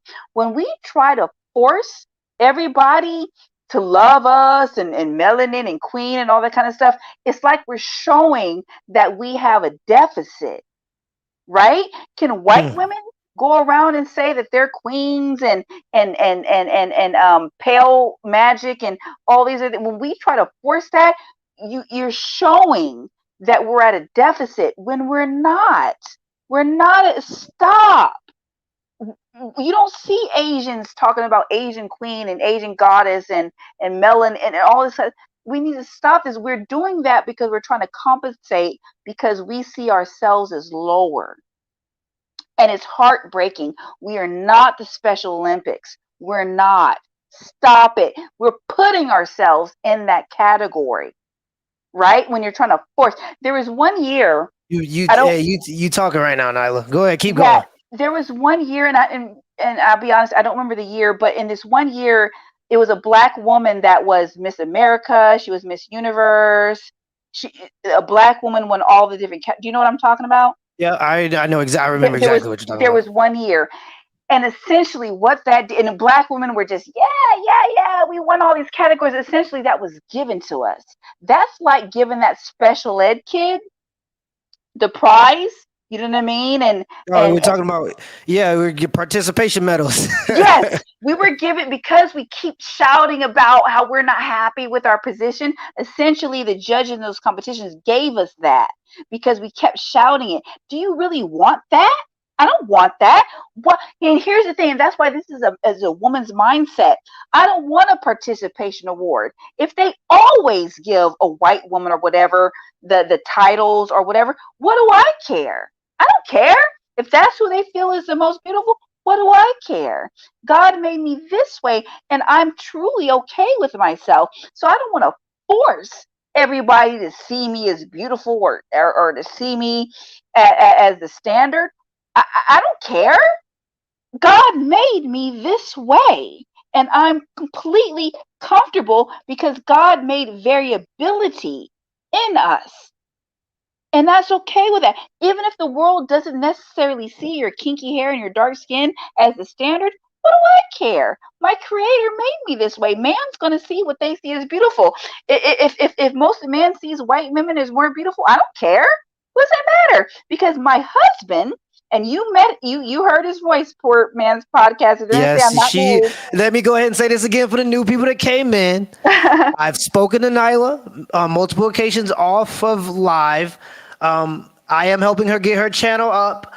She has a husband. She's a black woman. She has a husband. She has two boys, right? I believe, right? 2 boys? Yes, 2 boys. She has 2 boys. She has natural hair. So anything that she's talking about right now, from what I can see, me personally, because y'all know I don't BS over here. I try to give everybody that authentic. All right, I don't BS. And everything that she just said has been checking out for her. So, I mean. Right. So y'all can't deflect now. So for everybody that's gonna say, "Oh, she's not black," as an excuse to not listen to what she got to say, or she's not this, or she's not married, or this is a woman that's married. All the things that people say they want to be, women say they want to be. Sometimes this is a woman that is all of that. So she's gotten the stamp for sure. Right. So basically, the way I feel, my husband that has been with me, he took me on, so he's my covering. My husband makes sure that me and our children are taken care of. My husband makes sure that I'm okay. So if my husband is over me and protects me, what do I care about a standard of beauty? My husband that took me as his wife believes that I am beautiful. So why would I care about what society thinks? I don't care. Every Miss America, Miss Universe can be a blonde-haired, blue-eyed woman. What do I care? My husband loves me.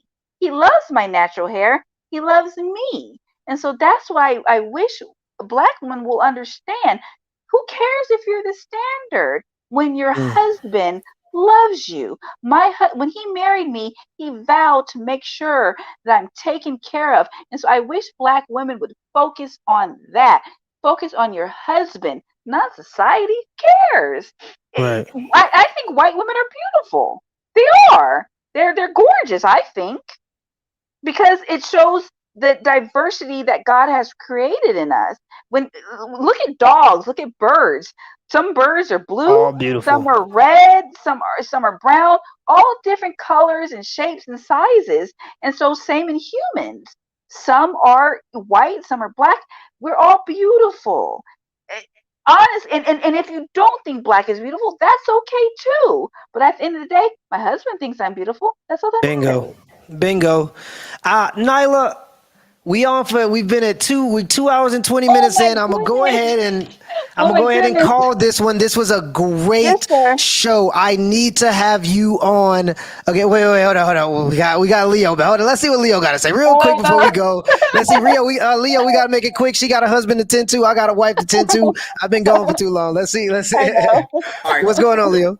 Real quick, number one, definitely Hidden Perspective Podcast, and we'll talk more. Hidden Perspective Podcast is my YouTube. Hidden Perspective Podcast, Nyla. So my friend on another platform, I was listening in, and she said some women need to be led by men. And she called you a beta. She called you a beta woman. She said ridiculous. She's alpha.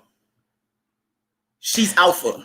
Yeah, well, here's the thing. I'm gonna tell you this just from off the rip. I invited her on. If I'm gonna tell you, Coco, say something. Here's the thing. Leo, truly, I don't care. This is what we hear all the time. Okay, there's always some kind of excuse for why a woman shouldn't be this way, and this is why I say to women, your biggest problem right now ain't men. Your biggest problem is other women that think you're weak for wanting to be a woman for a man. It's that simple.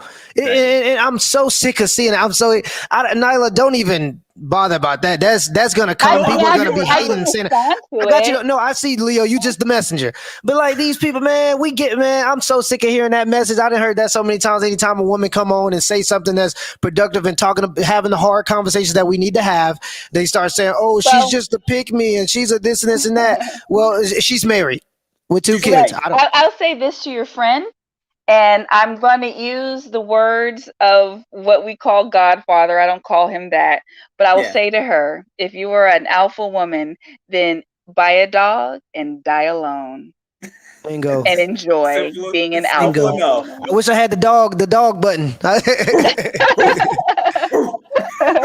Buy a dog and die alone and enjoy, my dear. That's all I got to say.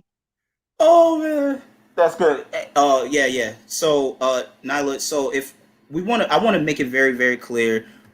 A woman's place is a All right, Leo. helpmeet, One correct? more second. We got 3 minutes though, Leo, because we Okay. about to. Oh yeah. So let's make it quick because I'm going to go through some questions. A woman's place is a helpmeet, right? All women, Absolutely. right? Okay. So Absolutely. her purpose on the universe is man, correct? Yes, sir. Okay. So, when do you think? And this was a question that the women in back in the day they were asking on the streets. Do you think that women's education, their systematic education, interferes with them being a wife as well? I will say this, and so I'll be honest, I only have an associate's degree. And Okay. unfortunately, in Western society, we believe that you only can get education if you have those letters by your name. But our Western education is extremely tainted. It's a very liberal, feminist type of Very. education that you're getting. I know this sounds insane, but believe it or not, you can actually educate yourself without the letters, beside your name. So a lot of times what happens is women get these degrees, their masters, their PhD, and it makes it very difficult for them to get real true wisdom because they have this piece of paper. You understand what I'm saying? Absolutely. Right. And Absolutely. I want so to say this. it, So, what, okay. poor man. You remember the video that you were breaking down with the man that was in the streets in the 1970s or 60s, and he was asking people questions. So, if you guys, if you look at that video on feminism on his channel, Mm-hmm. yeah, and just go Women, they in were depth. basically, it was a man, or it might have even been a woman interviewing women on their Yeah. opinions of the feminist movement back in the 1960s or 70s when it was still young. Right, and then if you go into the related videos, what you'll find is more videos in women.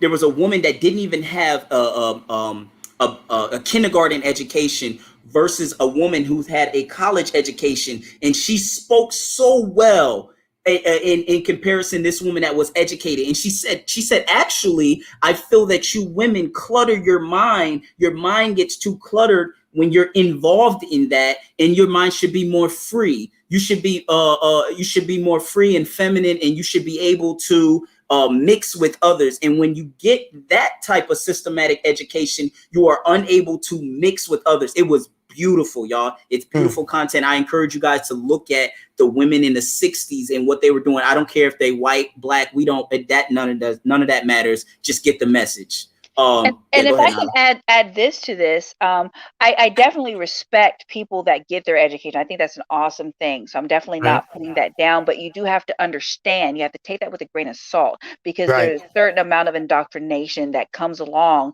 with that degree that you're getting and that you paid for. I respect people, I respect wisdom. And there is no degree or letter behind your name that can replace true life wisdom. You know what I mean? And I think that's very important. And the unfortunate thing is a lot of these women out here, once they get that degree, that piece of paper, they automatically assume, okay, I've made it, that's it. But wisdom is totally separate from just pure education. Marrying Like degrees, Nyla. Marrying Yes, degrees. That's what so many a women are degree doing is nowadays. good. It's a good thing and great that you got it, It's but great. there's a thing called wisdom. And Right. that is through life experience, that's through years, that's from like even podcasts like this. People who are listening to this, you're gaining wisdom if you listen and accept it. No one's going to give you a piece of paper and make you feel good about yourself, but there's wisdom to be gained. But Right. So, because of the a woman's mind is very scattered, we think that once we get that piece of paper, I know everything now. And so unfortunately, it cuts off wisdom for a lot of them. They can't right. intake any more information because I've got my paper now, so no one can tell me anything. So I'm gonna go ahead and finish it off like this, 'cause y'all know I'm about the facts and statistics. For the difference between knowledge and wisdom, there's a saying. Okay, the difference between knowledge and wisdom is knowing. Knowledge is knowing that a tomato is a fruit. Wisdom is knowing not to put it in a fruit salad. You get where I'm going? So, Absolutely. and when we're talking about education, we're talking about 66% of the debt is accrued by women, because and what they don't understand is that 49 or about 50% of people right now graduating degrees are 5 years after having those degrees, they're either unemployed or working in jobs that don't require the degree in the first place. So a lot of people are getting these degrees, and then what that does is they don't understand the difference between a between a tomato and a fruit salad. They go and say, well, I have a degree, so that automatically makes me want a man that is also quote unquote educated. But most black men are working class men. We're very blue collar men. So off the rip, you're cutting off about 30% of your dating pool, 40% of your dating pool, because most black men we're blue collar guys. So these ideas we get into 70% of professional women are single. 70% of women who identify as professional are single. And I mean, we could just keep going with the facts and statistics, but the truth of the matter is a lot of people are just accruing a lot of debt when they go to college, especially if they don't know what they're actually doing. So I mean, that whole most enrolled in their head right now, they're thinking we're winning. Yo, you guys are spending 80% 80 cents out of the dollar. You guys, you had your student loan debt, and even the woman Coco, like they're not paid. They have no intentions of paying their loans back. It's I believe it's 400 billion in student loan debt. They're responsible for like 80 of that. So it's like, hello, you guys are not winning in these. Go ahead, Nyla. I got to jump in here right here. And so here's the problem, because you have all these women.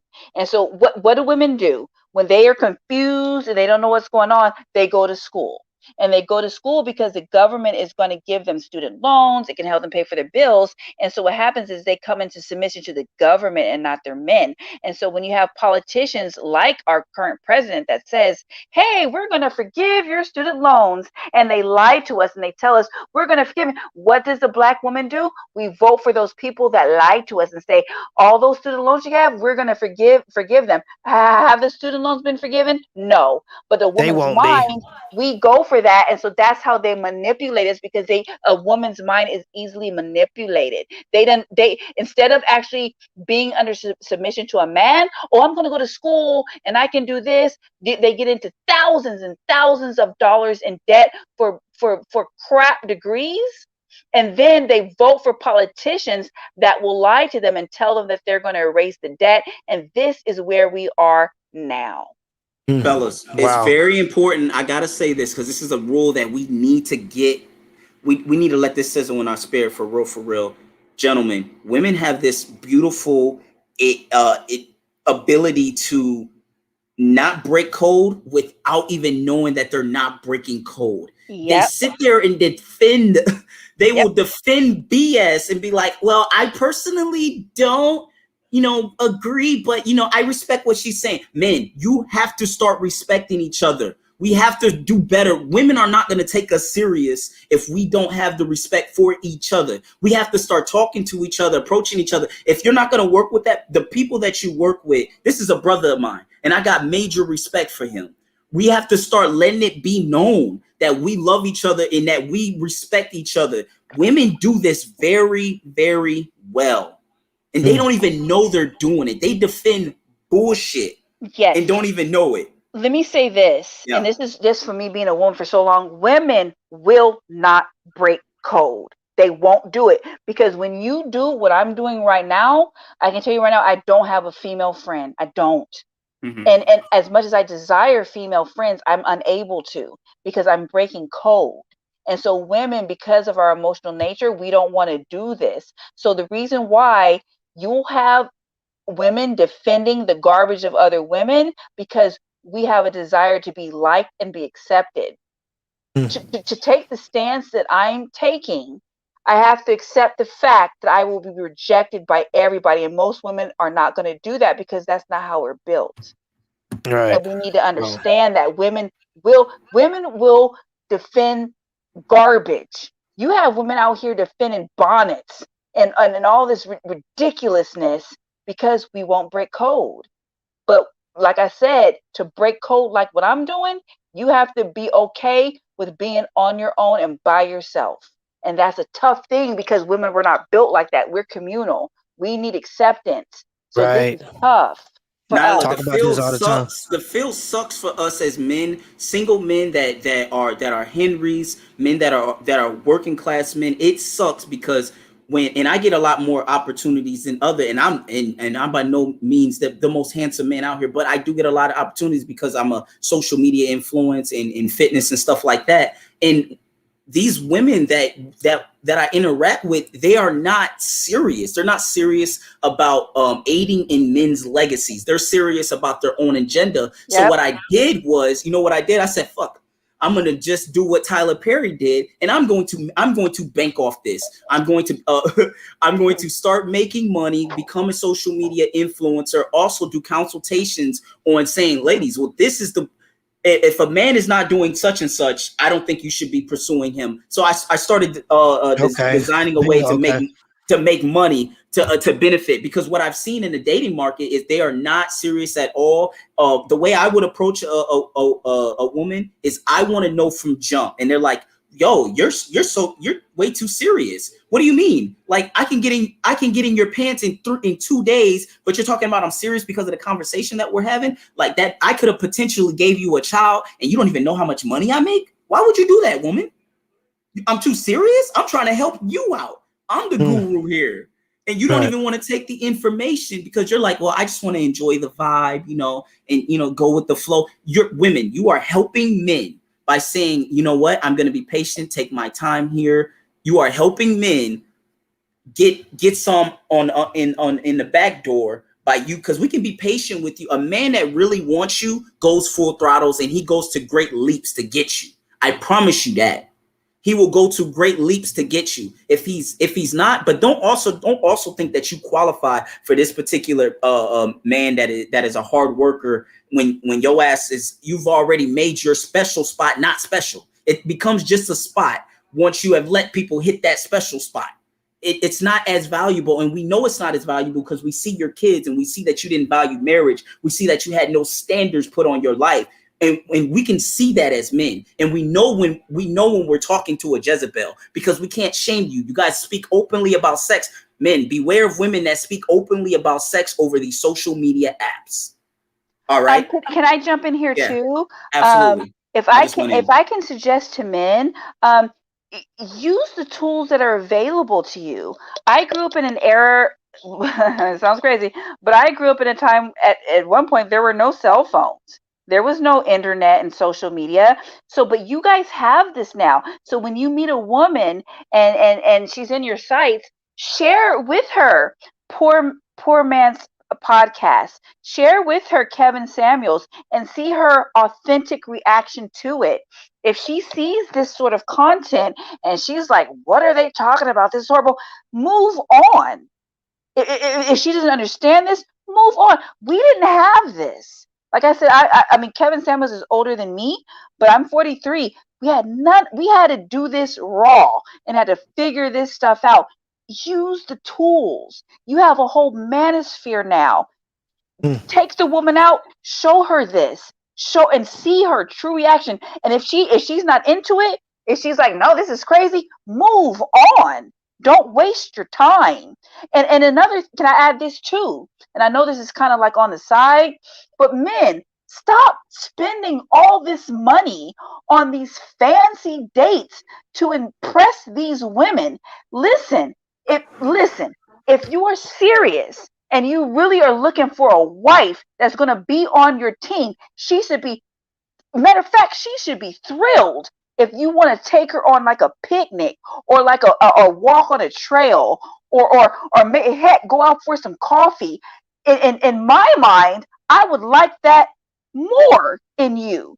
If you did that, stop doing this, men, because if you spend all this money on the women and she's impressed by that, you got to keep that up. Do you understand? Listen. And another thing, just for the women out there, if you got a man that you know he ain't all the way there yet in terms of his finances, and he wants to take you on a very expensive date, you got to question what's his focus, because every man in 2021, regardless of if you want to believe it or not, finances are very important for you getting to your purpose. So judge a man based on his financial decisions. If he doesn't have a car but he has a $400 pair of shoes, there may be something wrong. Maybe you don't commit your life to him. I don't know. I'm gonna tell another one of my little stories. Poor man. I want to make sure I say this before I forget it. Remember, y'all, Nyla said it first. Everything that a woman says is trash, and I put it in context though, because y'all can go back and watch she's in submission to a man. Add that. Don't forget that. Exactly. I'm saying I'm in full submission to a man. So no, that's the reason why the reason why I brought that up, fellas, because we are so duped in on the pretty. And we have to go away from that, the pretty, the body, and we lust. This is why I say, like, we got to stop lusting after these women. They don't, at this point, they don't even deserve to be. I was just looking like a woman that left her kid in a house to go, 100 miles away to go get some from a man, and her child died. Like, these women, these are the type of women that we are having babies with. Fellas, it's on us. We are the leaders of this nation. I said it once, I say it a million times. This thing is dictated off us, men. Stand up, be men, be aggressive, be assertive, be innovative. They will get on this train. I promise you. As ruthless as I am with my content, women flood my inbox and want to date with me. Absolutely. Okay, Poor Man, let me jump in. So, Poor Man, you've seen me, right? So I've seen you. We just talked earlier on FaceTime. Live chat. I'm not obese, right? You're not obese. I'm not trash and a zero. You've seen that, right? Not at all. Okay. So let me say this. And so this was back. I met my husband 17 years ago. One second before you start now, because it's the story time, right? Story time? It's story time. I'm about to tell a story. A quick story. Leo, let me go ahead. We got one more person up in here. I think we're going to get one more person. We've been in. I know I said I was going to got 2-3 minutes. I know my wife I know she texting me, typing up. Let me go ahead, Leo. Let me get one more person in here. Nyla, I do want to hear your story time. Appreciate you, Leo. You know it's always love.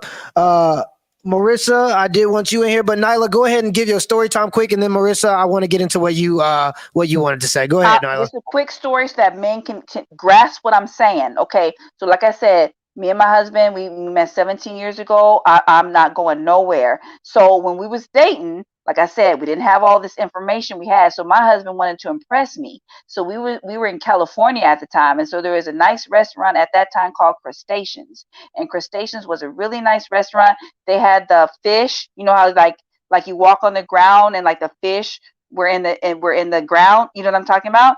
And so we went there, and he ordered the lamb chops, and I ordered the lobster salad. He was trying to impress me.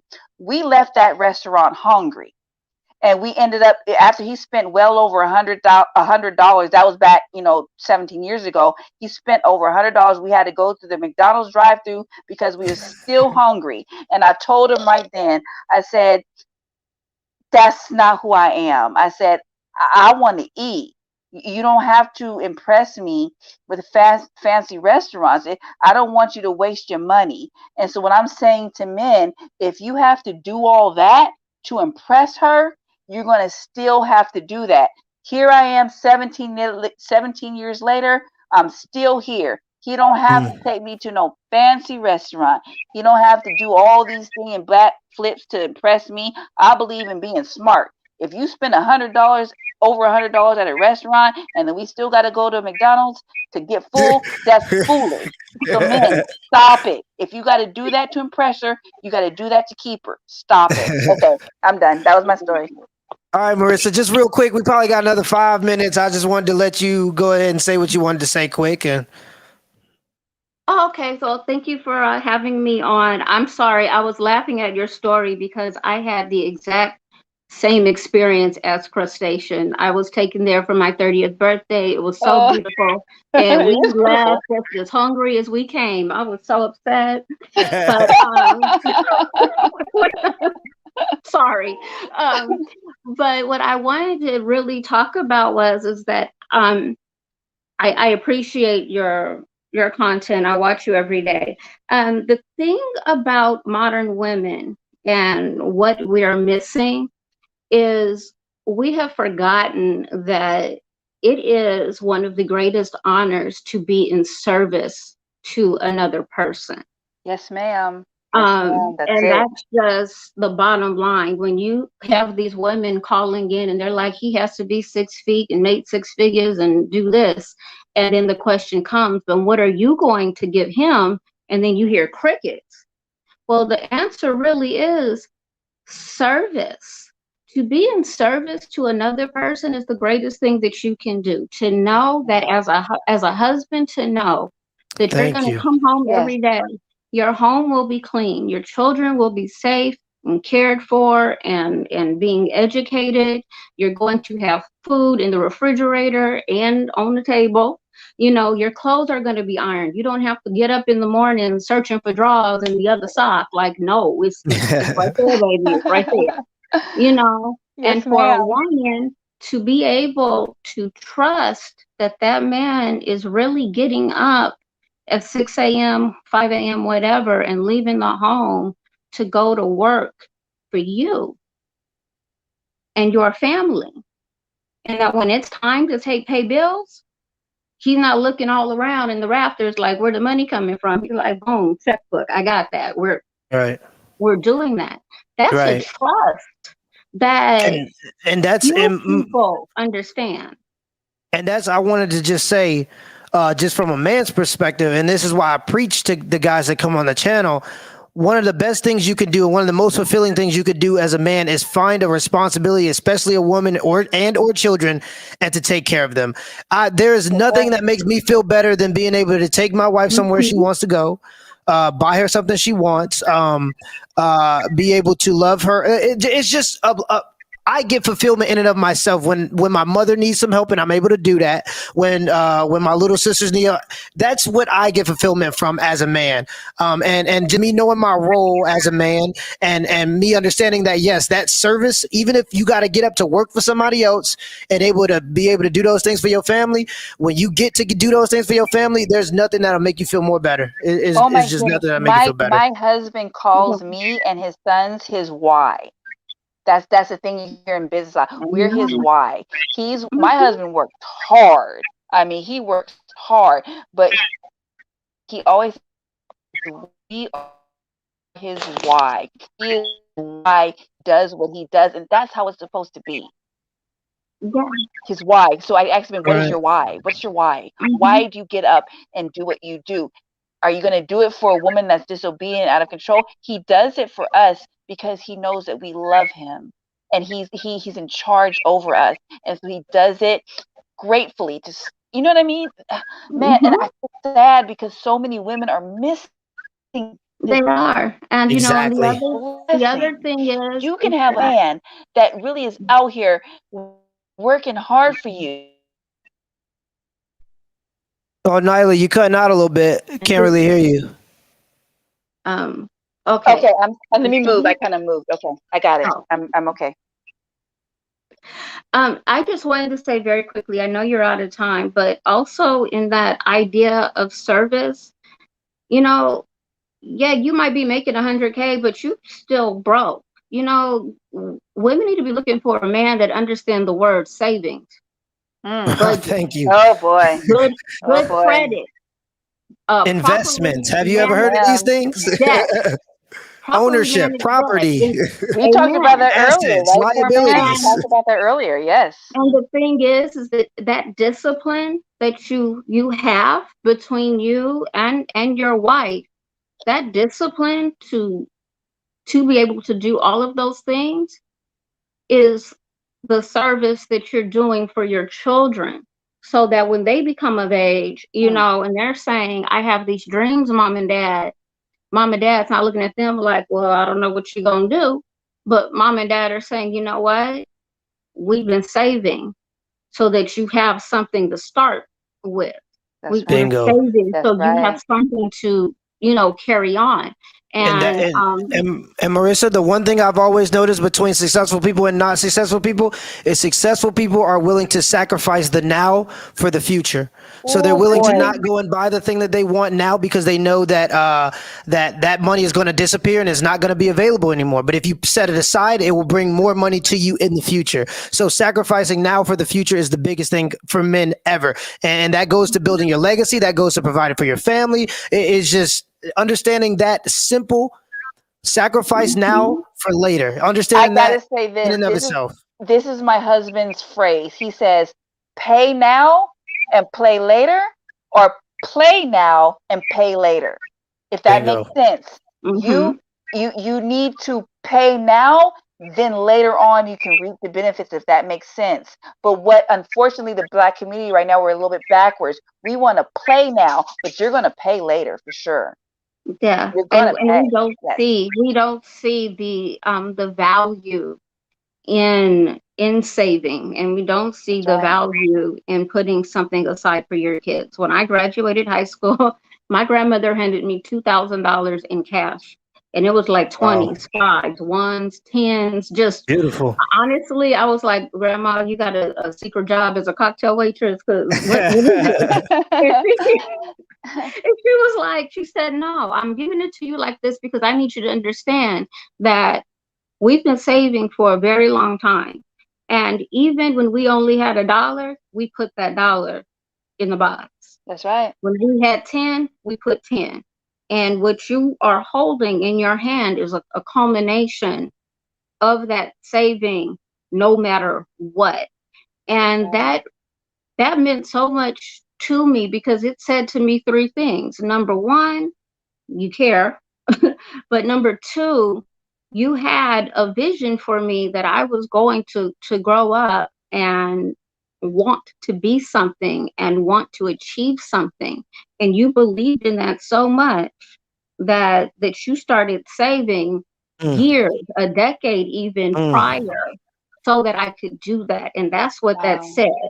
That's awesome. And I think many people miss that whole idea. They just think it's like giving the kid free money and they're gonna go off and do whatever. No, you're giving your child confirmation that you always knew they were going to grow to be something good and Wow. great. And just to add to that real quick, That's huge when you say it that way. That's huge. just to add to that, it's okay if you did not come from that. I left home at 18 with Mhm. nothing. So even if you didn't have that built in, you can start your own legacy. You know what I mean? I wasn't given anything, and that's okay. But I know I can start it here. I can start it with my own family. Even if you're only passing down just a little bit, it's Mhm. okay. Unfortunately, we have this thing in the Black community where we want to kick our kids out right at 18, and we want them to know what it's like to struggle. A lot of other races don't do that. You know what I'm saying? We don't have to do that. You At can make the all. change in your family right where you are. Even though I was not given an education, all these things, I can start with my boys and we can create the legacy right here, right? We can do it. Mhm. Even if you didn't have that yourself, you make the change. Very much Wow. so. The young woman that came on before me, she was, I think she said Middle Eastern, and how she Hmm. explained everyone has a role in the household. It's not just Black society that's missing that, it's Western society as a Yeah. whole. And I grew up on a street that was like a mini UN, Japanese, Korean, Indian, Nigerian, you name it, I saw it, it was there. And what I learned and understood was that everybody in the family had their role and had their purpose. And no one left the family unless they were leaving for the betterment of the family. So that meant Right. work, education, marriage, Mm, period. And that's what they did. They lived together, they saved their money together, they trained their children to take over their homes and to take over their businesses. And when the right. child turned 18, guess what? You still a child. You're Right. not leaving the house just because you're 18. It was unheard of. And my mother divorced my sister's father when I was 24, leaving university. I came home from university, and just to show you the drastic dynamic, right? The American friends and family were saying to me, well, you don't have to go home. You graduated college. You should start living your life. You don't have to just stay a couple of months and, help out. My grandmother looked at me and said, your sister's 4. You have a 20-year difference. Whatever goes wrong with her is going to be your fault, because you have a chance right now to step in and help. And my Korean and my Japanese neighbors said to me, home is where you belong right now. You help your mother, you help your sister. And then when they're better, they help you. Here's the thing, Don't worry. And that's just what kind of happened. just kind of going into that a little bit, I am going to cut it off a little short just because I'm going to try to wrap this up here. But I do agree. I think that right now we are in a position where a lot of people are very, very selfish in what they want to do. They don't want to save themselves for later because instant gratification, and they want it now. We have men that don't want to do the hardship of finding a woman that is marriable. MGTOW, and I'm not against MGTOW. I get it. I understand some of their ideas, but it is the most selfless thing you can do to find a good woman. I understand it's hard, whatever y'all say, it's hard, but to find a good woman and secure that future for your children. Because a guy came on and he was like, I don't want to get married, this and this and that, because it's not for me. And I was like, well, what about your child? And then that's when he kind of understood what I was saying. And that comes with a lot of selflessness, putting money aside for your children. That comes with selflessness. And unfortunately, a lot of people seem to be selfish in today's society with instant gratification. But I appreciate you, Marissa, for coming on. I'm going to go ahead and get you out so we can close this up. I really appreciate you. All right, Nyla, I'm going to go ahead and wrap this one up. It was a good one. Hey, I got to have you back on. We are going to get your channel up and running ASAP. We got to drop content. I don't care if you want to have me on yours. We can do a live on yours. I can send people there that way. I'm going to link you in the videos that I drop. I'm going to add your channel in the video, so you'll get a lot of notoriety, and you probably have from just this small session that we've done today. Subscribers. Like, I don't even have any content. I have like one video. So yes, thank you very much. But I appreciate you for coming on and sharing ideas with the rest of the brothers. I'm sure they appreciate it. And I'll see you guys. I thank y'all for listening and being very respectful to especially the women that were on the channel. I appreciate you guys for listening. I'll talk to y'all next time, or till next time.